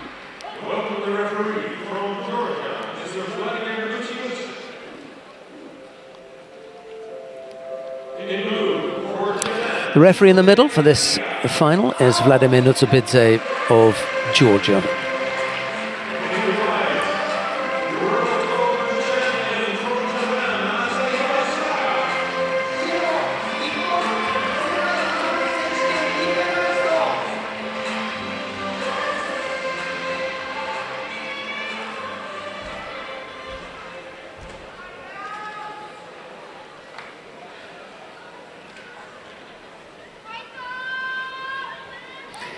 Asahina goes through her routine. Sone prepares to face the World Open champion. Red back patch for the World Open champion as well. I like the idea. Having won the world title, that she gets to wear a red back patch.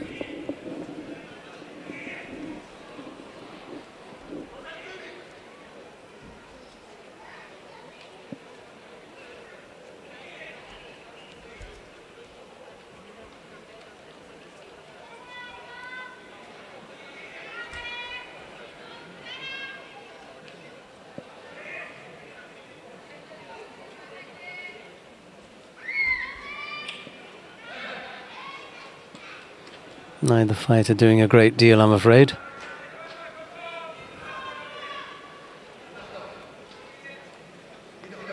Dad shouting some advice from the spectator seats. Well, there are no coaches in the coaches' chairs, so why not?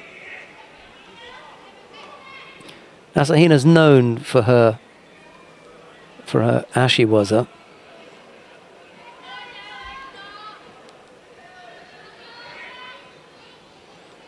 Haven't really seen that in operation today. A couple of goes at it, but she hasn't banged anyone over. Saw a nice uchimata earlier on from Asahina.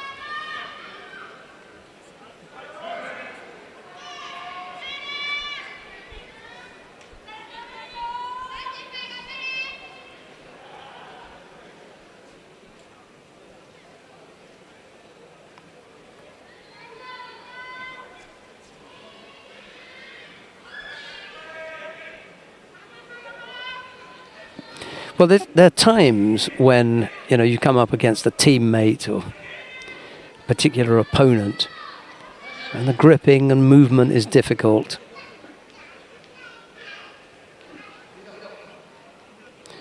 And both fighters pick up penalties here. We're halfway through the contest and they've both picked up 2 penalties apiece.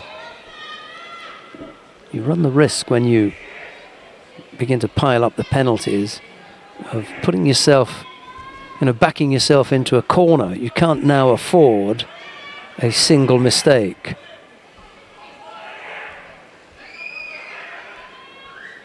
And Asahina, realizing that, is perfectly happy to throw in a few foot taps against Sone, whilst Sone is in that near right corner.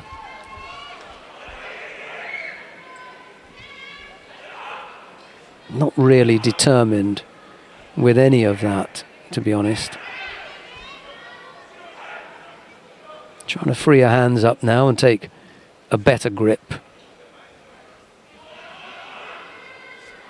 See if she can work something here, but all it really does is to give her more of an opportunity to back Sone up into that corner. Sone, having felt that, threw in what looked like the weakest of Seoinage efforts, and so weak was it that Sone picks up a penalty for a false attack and gifts the contest to Asahina. In the process, Asahina picks up a gold medal at the Tokyo Grand Slam. An unfortunate ending to the contest, but really neither Asahina or Sone offered up a great deal, and it was unfortunate that Asahina was able to take the contest simply on the back of Sone offering up less than Asahina did. Can't win them all, and not every contest is going to be a humdinger or something to put on the highlights reel. That's just the way it goes sometimes. So Asahina manages a smile, a wave to the crowd. Job done for Asahina, and a couple of times when the question was asked, she came up with the win. Dad is pleased, and all it says in the book is gold medal, Asahina Sara, Japan. It doesn't say not well won or only won on a couple of Shidos, nothing like that. She did the job during the day, and Sonny, unfortunately, was nowhere near with that attack, and Nutsubidze had no choice but to give a penalty for that false attack. Okay, we've got the awarding ceremony for the men in the under 100 kilo category. Let's take a look and see who it is that's going to receive the medals or be reminded in any event.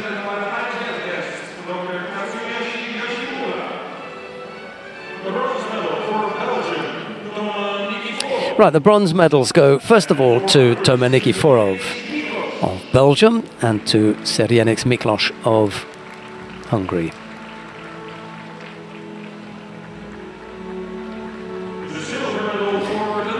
Silver medal goes to Michael Correll of the Netherlands, who just ran out of a bit of steam at the end there.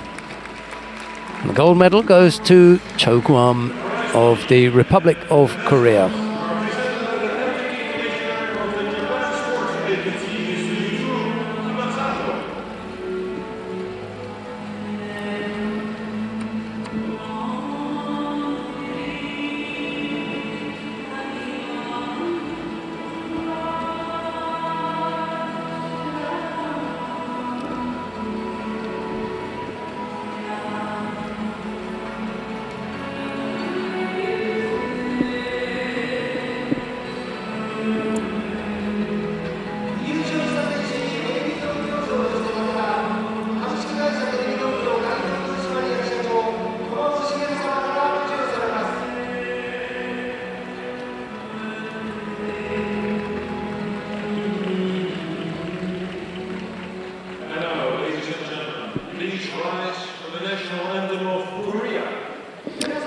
And now the national anthem of the Republic of Korea.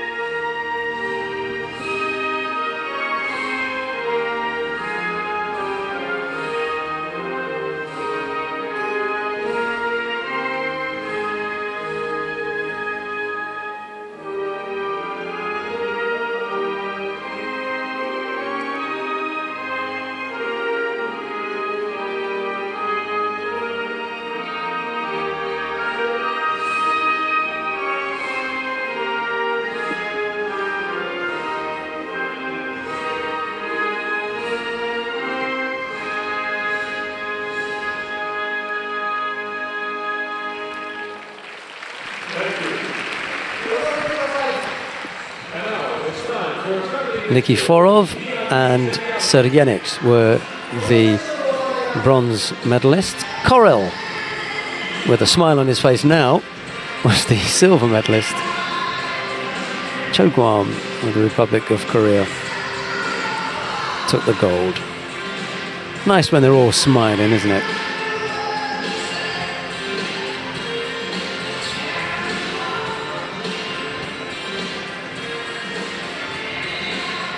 Just ran out of steam, Michael Correll. It was a really good final, actually. One way and then the other, both attacking. We come now to the last of the weight categories, and the number one seed, the world number one, features in this bronze medal contest. David Mura of Brazil. He's up against Kamikawa Daiki of Japan. They fought once before, and Kamikawa it was who came out on top. It'll be Mura in the white judogi, Kamikawa in blue. And the referee in the middle for this one is Ramzi Shamirov of Tajikistan.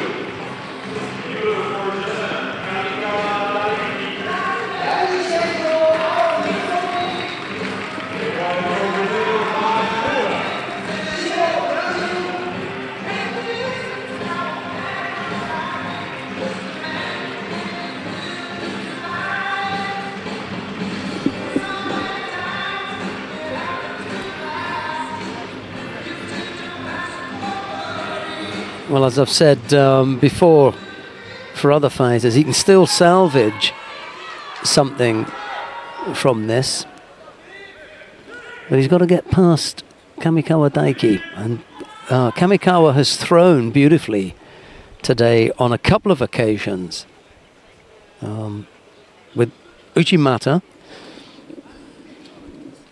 and when you get caught by Kamikawa, well, you really do go over.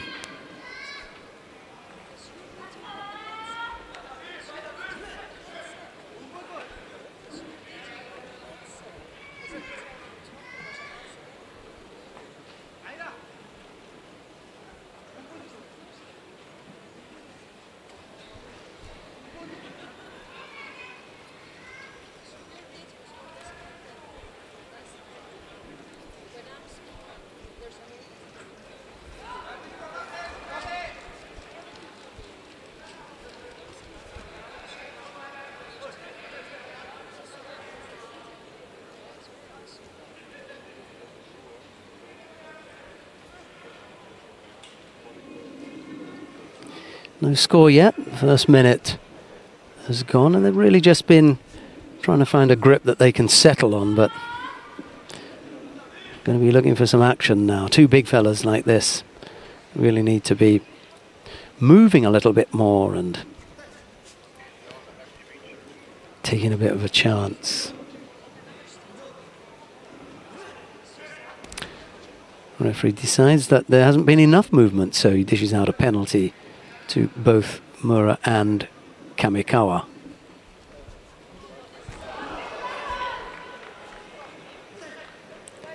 Well, that was the kind of action that we were looking for. And Mura with, well, we call it Yoko Otoshi.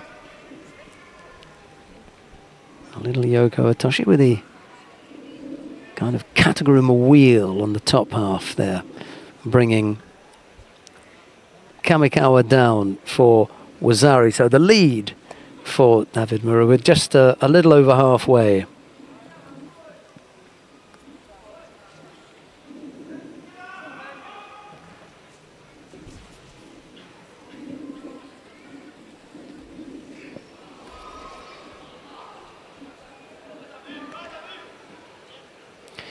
Kamikawa with a bit of work to do here. Got to get past the big man, David Mura.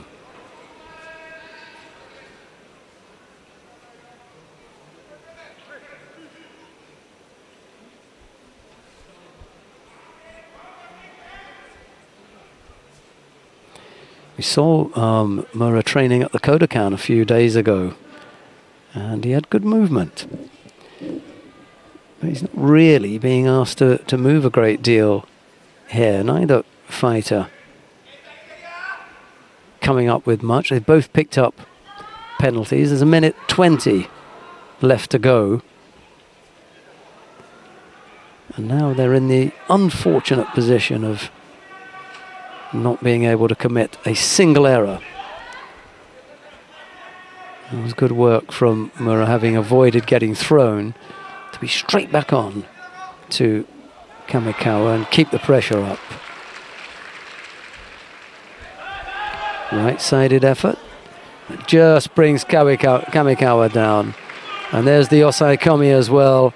Kamikawa is going to have to dig deep if he's going to get out of this one. Kamishio Gatami from Mura. 2 scores on the board already. A third goes up after he holds for long enough for Wazari, but time is ticking away here, and this one has gotten away from Kamikawa Daiki. It is David Mura of Brazil who wins out there. Well, he may not have gone to the World Open in Marrakesh and had any chance of taking the big prize there, but it's unlikely now that he will be dislodged from his world #1 position. He cements his place there, if you like, with a win here, and he'll bank the money that he takes from the gold medal win in, sorry, from the bronze medal that he takes here, and that'll help to keep him at the top of the world ranking list. Good points for a bronze medal, little bit of cash. And come the end of the year, he'll find himself 50,000 richer.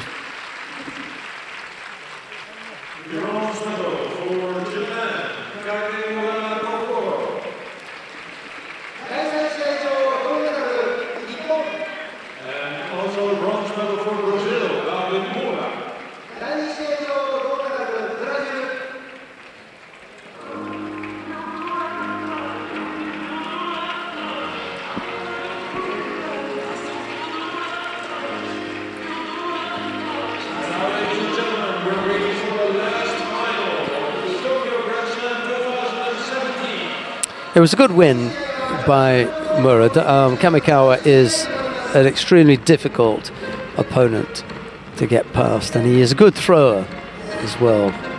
Didn't get to see that in this particular contest. It was Mura who came out on top. Okay, we come now to the final of the plus 100 kilo category, and the stadium is still full with spectators to watch this one.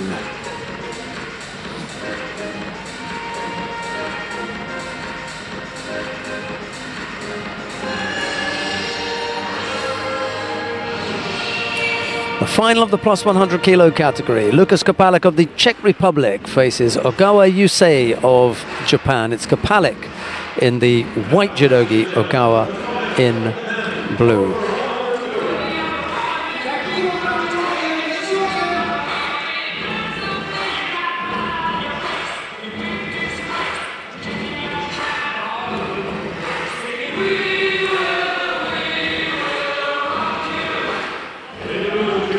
Ogawa is not Japan's #1 heavyweight. That was Ojitani Takeshi.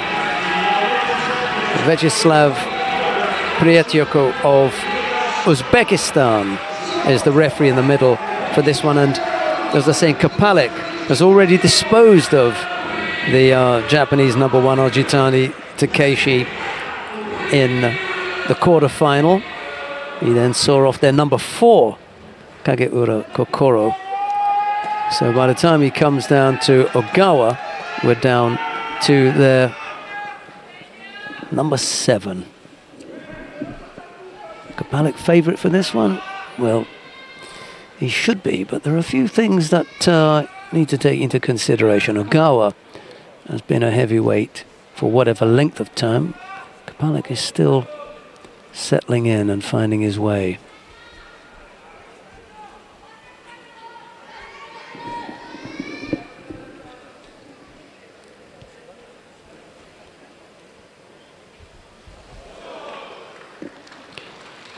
"21 years old, Ogawa."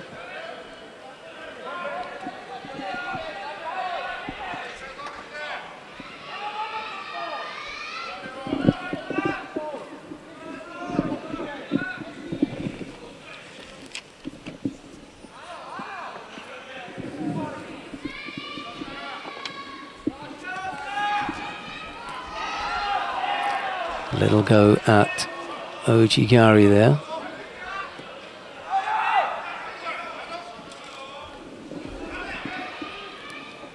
I'm delighted to be joined by Jean Shin. Good afternoon, Jean, for this last contest of the day, the gold medal match between Kopalik and Ogawa. Glad to be back. How's it going over here? Yeah, we've just got underway really with the Kopalik and Ogawa contest. It's slow going for the time being as they feel each other out and they both pick up passivity penalties. Kopalik had some nice movement early on, got a good grip, but he hasn't launched anything as yet. Ogawa is certainly another big boy. He's only 21.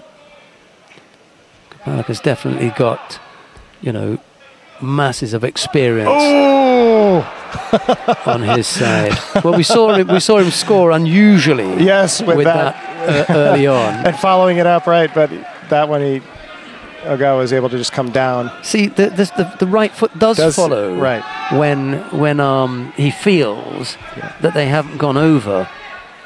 So not quite as well. It's because it's the second time we've seen it today. We're going to say it's not unusual any longer. Oh, I don't think it's unusual. It was just in the way he finished it. You know, as he used it to was left, hook one him was down. right. Yeah. Right. Yeah. Goes again. Right. He really likes that Sumigaishi. Well, I think the other thing is what happens is if he's in the right position, he ends up with an opportunity to work in Niwaza, and we know that that's what. Oh, he loves that. That's what he really wants to get involved in. But of course, the thing to remember is that I don't think you just don't see that kind of Sutemiwaza in heavyweight division. You know, how many other heavyweights do that? Maybe Saidov, Renat Saidov does, but again, it's to engage in Niwaza. But he's happy to throw with it. But, you know, just to go under all that mass, you know, and to move it the way he's moving it. And it's not just power. It's really good technique. He's coming in at the right time. He's got excellent kazushi, wonderful timing. It's just really, really good. Wearing him down a little bit here. Yep. Ogawa is definitely giving him a good match. Just doesn't want a little bit of Uchimata there. Doesn't want the left hand up around the collar. Kapalik. No, nobody does.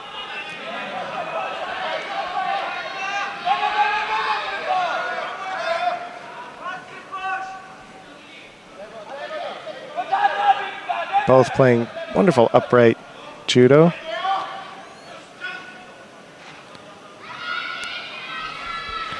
Ogawa trying to get a little movement there. This would be a massive step for Kapalik if he could take a gold medal at the Tokyo Grand Slam. I don't think it's there. But he was trying. Yeah, but you never know.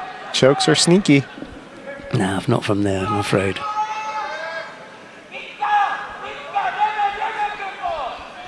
Got to go back to the feet, I think, Kapalik. Get a little movement. Just to set things up, as he did earlier on. That's right. Ojitai. And again with Sumigaishi. If he does that all the time, he's going to get red. Somebody's going to come up with a counter. Yeah, the big guys are slower to react, however. You know, within a contest, you can see someone make a change. Right. And it's going to be unusual for them because, again, because nobody does it, it's going to be unusual for them to deal with. But the answer is going to be to drop and to just keep it from getting anywhere. The thing is, because Kapalik is playing so upright and creating so much space, that allows for that kind of thing to open up. Drops Iwanage. Well, he just lost contact with the hands there. Yep. And here we are in golden score. Yeah. Both players have Shidos. He wants to stay upright. Ogawa is picking up the... I'm sorry? No, go on. Ogawa is picking up the pace here because it's in golden score.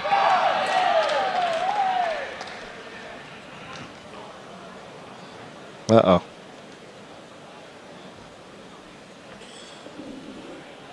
That's never a good sign.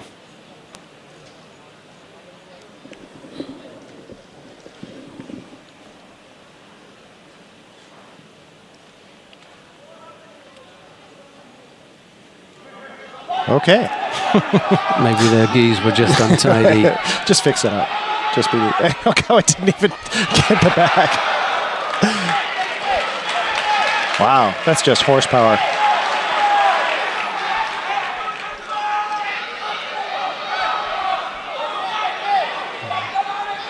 So Kapalik, he's in that position he likes. That's hopefully just a failed attack. Well, he's only been back for 3 weeks, that's the thing. And he just isn't sharp. Back from? Injury. How was he injured? With a knee. Oh, almost on the arm there. Almost. And it was Ari. Yeah. That was really close. But because Ogawa took it towards the body and not to the mat, he wasn't using an armbar to, he wasn't using Katsutsuwaza to take somebody down, which is illegal. Yeah, that's okay. I don't think there was any of any real danger of being thrown against the arm. No, he did it just right. Yeah, it was just right. Yeah. I think they might be reviewing it though. So yeah, see, he definitely. Yeah. He was in the armbar territory there. Oh yeah. Yeah. But he didn't use it to throw. Well, I think the thing that they will look at is, was he engaged in a throwing action whilst he was applying it? Right. Well, it can't. They took away the Wazardi. Yeah. Yeah. And now Kopalik. Oh, Kopalik he looks a little bit peeved by that. A little agitated. Yeah. Yeah. Yeah, he's upset because he feels as though he was taken down whilst the Urigatami was being applied. Right. Well, he was. Yeah, and on replay he was. And he almost does it again there. Well, he's over. Kopalik is over-committing. Yeah. He's got to cool down a little bit.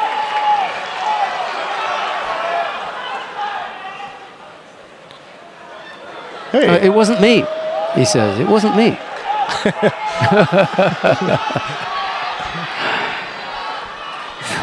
Suzuki Keiji says, hey, I wasn't saying anything. It was the other guy. Yeah, that other guy was. If it was a guy in the camera, he was pretty intense. Okay, looks like Kopalik's gotten his composure back. Ogawa holding him out. Let's see what he gets some movement. Oh! But there cannot be any control here. No, because Ogawa was completely in the air, both feet in the air. And he did turn in the air. He does turn, but he's not throwing. He's avoiding his own impact. He's not throwing a Kopalik. He's looking to defend himself. Right, put his arm down. Right. Can't be a score there. But that was close, and that's a little unusual for Kopalik to do that. Uranage.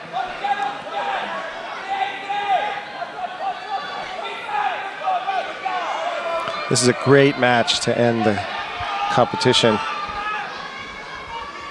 Oh, he's going to try it again.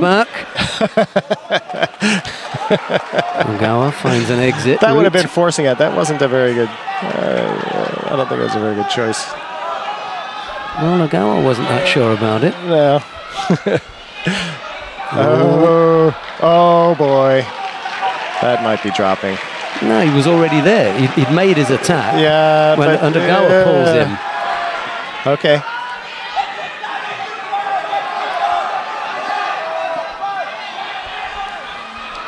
A little bit far away with the Tomoe-nage, but Ogawa had to block it. Yep. And Ogawa definitely going in for this. Going to take advantage of that opportunity. 240 into golden score. Not where Kopalik wants to be. Because, nobody wants. Well, with three weeks of fitness work, you are not at your best. But nobody loves golden score. Ogawa's got a strong left stance here. He's really got a good opportunity. If he could just capitalize. Oh, almost. But he lost his right hand there.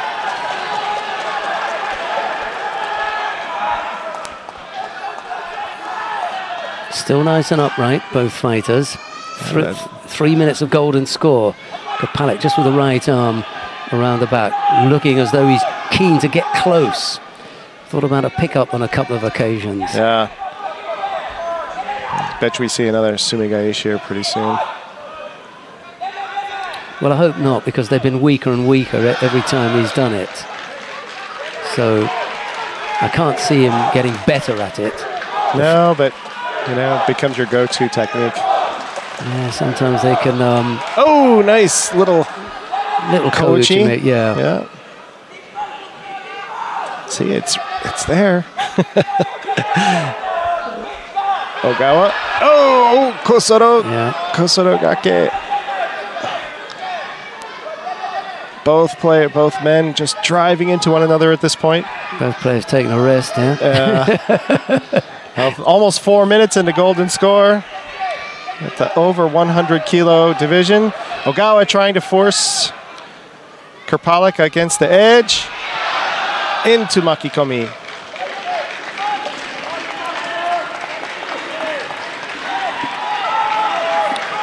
good battle, as Jinshin just said, to end the day.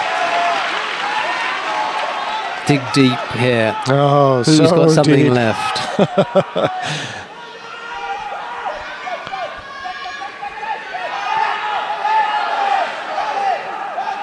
Plumb those depths. And if Krupalik plays like this with only 3 weeks recovery from an injury, imagine what he's going to be like when he's, you know, fully primed. Uh-oh.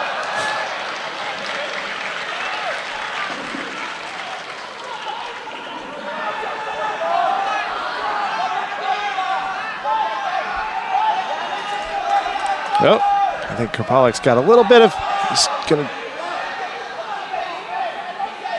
turn it up a little bit. Almost 5 minutes of golden score.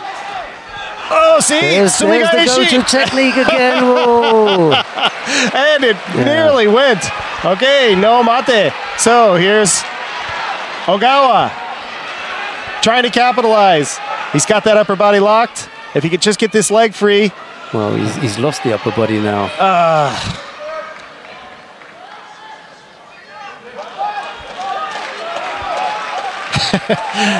That looked like a comfy spot for a second. Yeah. We're going to hang out here. Some instructions being shouted out to Ogawa. And I'm sure they say, you got to come back now. Yeah, that was a strong attack. Yeah. He did have that Makikomi just before. But now Krupalik has the... Nope, it's not going to score there. Nope, and Ogawa took advantage of that. So Krupalik initiated, but Ogawa finished.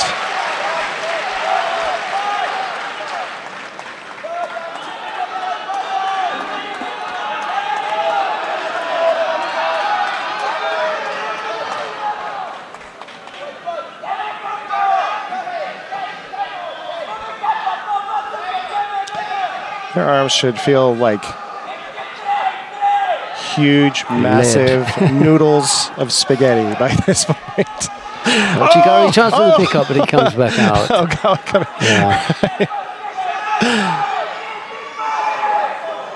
Almost. Here we go. Here we go.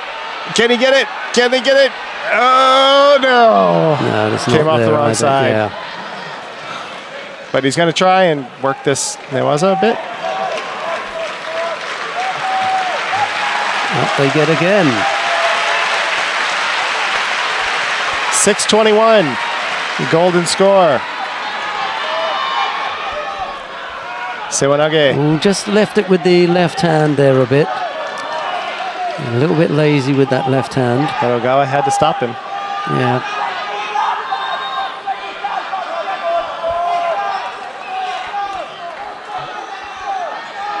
So he's still in the play. It's Ogawa's turn. It's kind of like a strange tennis match. Almost 7 minutes of golden score.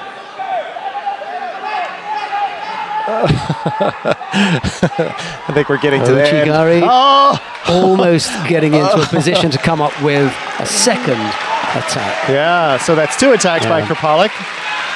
Second one much stronger than the first in this latest exchange series. If Krupalik gets a third strong attack in here, Ogawa's going to be in trouble. Just had to get his hand back over on the other side quickly, and he did. Now Ogawa's got his grip. He's got to move. And there's his entry, but not... well, okay, that's an entry.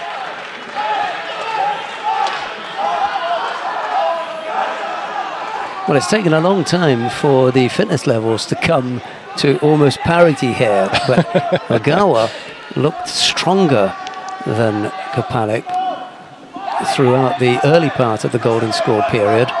Just get the feeling that he may be tiring as well now. Yeah. Oh. Yeah, he's looking a little fatigued. I think he's a little fatigued. But still got his head up. See, it's when that left hand doesn't threaten. Right. That left hand drops away. It's the second time he's done that. Yeah. Got to stay, in contact. And they can't be just throwaway throws. Yeah. You have to be sincere. Move off that edge. Both really tired. 8:14, 8:15, golden score. Oh, here we go. Not quite. Oh, that's going the wrong way.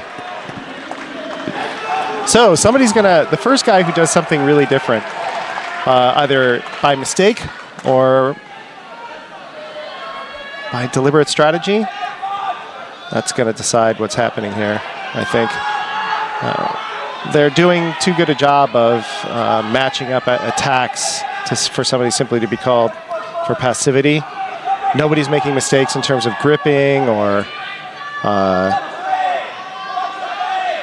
silly things like that.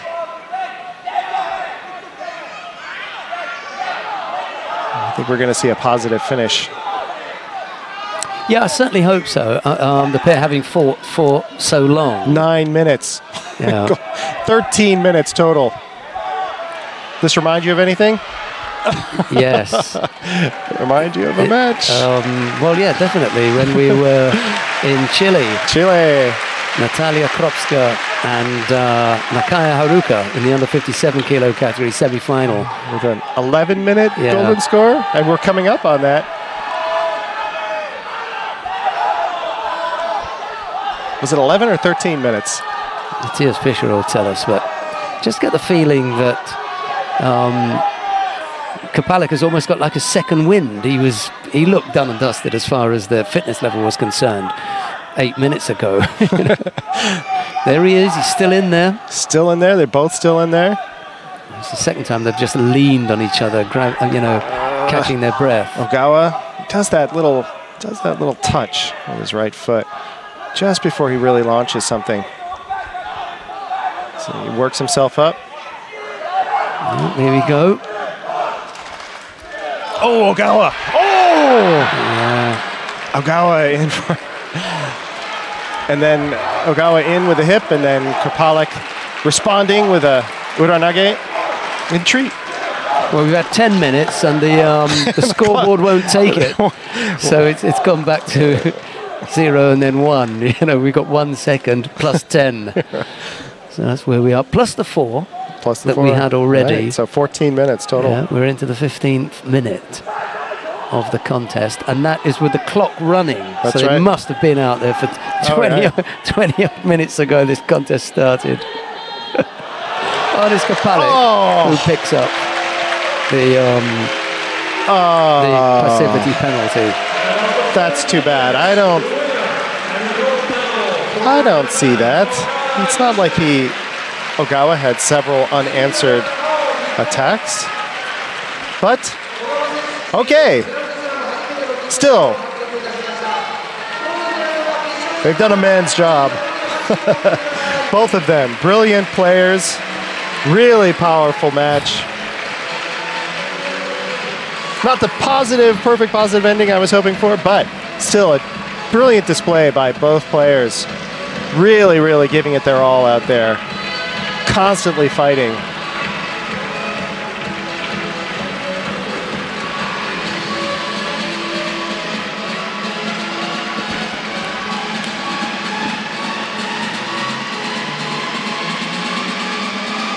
And so here we have Kapalik.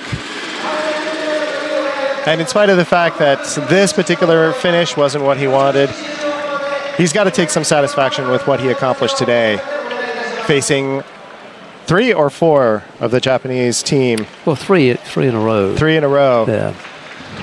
Losing out in the last of them. Anyway, we've got the plus 78 kilo category awarding ceremony to do. Then we'll have some highlights, and then we'll be back with the awarding ceremony in the plus 100 kilo category. Let's have a look at the medal winners then. Medals are being presented by the IJF ambassador, Dr. Antonio Castro. And they go first of all to Maria Suellen Altherman of Brazil, and then to Kim Min Jeong of the Republic of Korea. Make sure she gets the right one. Altherman did a great job in her last match. Silver medal goes to Sone Akira of Japan. And the gold medal goes to Asahina Sara of Japan.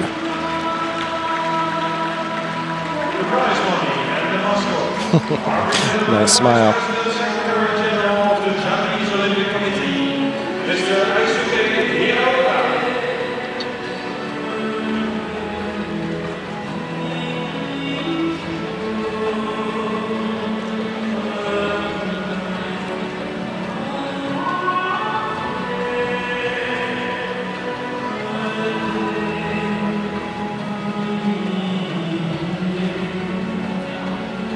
So much power generated at this weight class.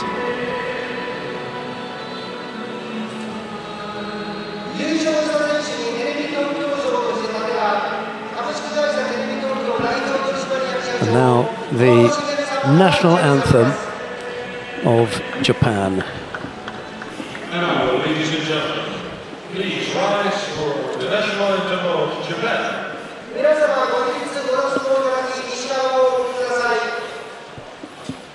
One more time.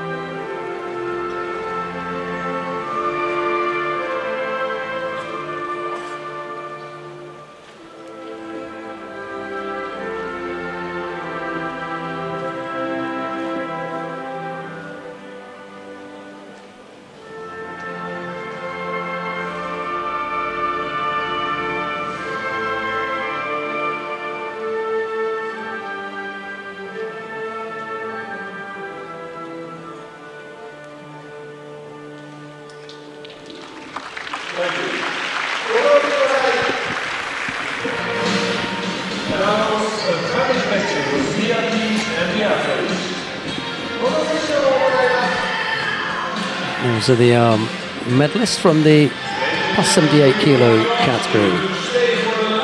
Altherman and Kim, Sone and Asahina. Now we've got some highlights to show you from not only today, but I think we've got some clips from yesterday in there as well. And then as soon as the highlights package is complete, we'll be back with the awarding ceremony for the men in the plus 100 kilo category. So don't go anywhere. We'll be back.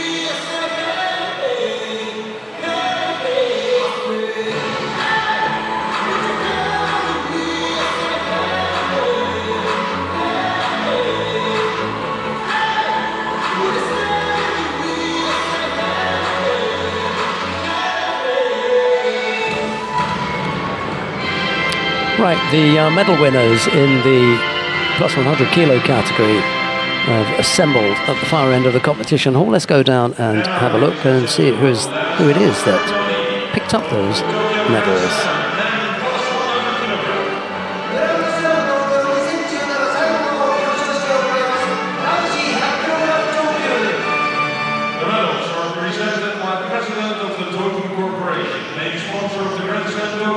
2017, Mr. Suda Tatsui.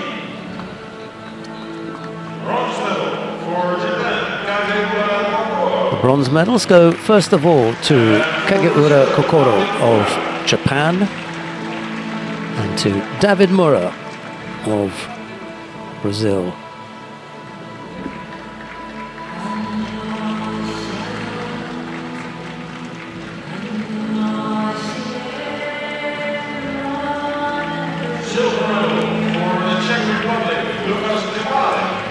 Silver medal goes to Lukas Koparek of the Czech Republic. He manages to raise his arms still to give a wave to his supporters, but the gold medal goes to Ogawa Yusei of Japan. You can't quite get the medal around his neck.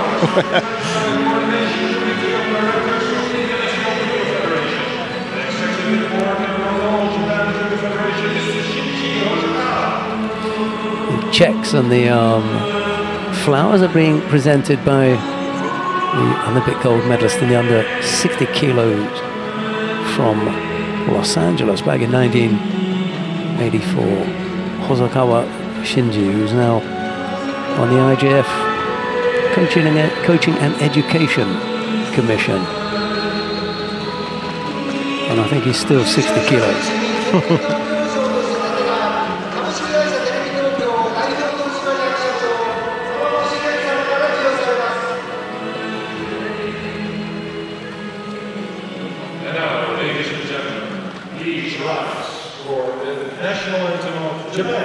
And now the national anthem of Japan.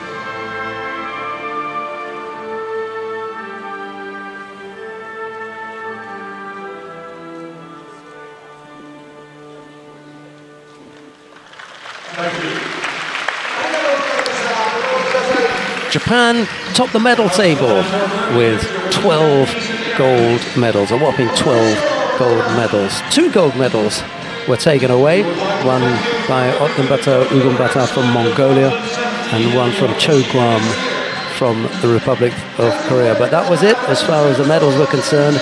Japan had a field day. Always one of the toughest competitions to come to in the world in any event, but they were particularly strong this year. We look forward to your company when we bring you more international judo. We'll be in St. Petersburg, Russia for the IJF Masters in a couple of weeks' time. But from Jean Shin and myself here in Tokyo, it's bye-bye for now. And good night. Thank you for joining us.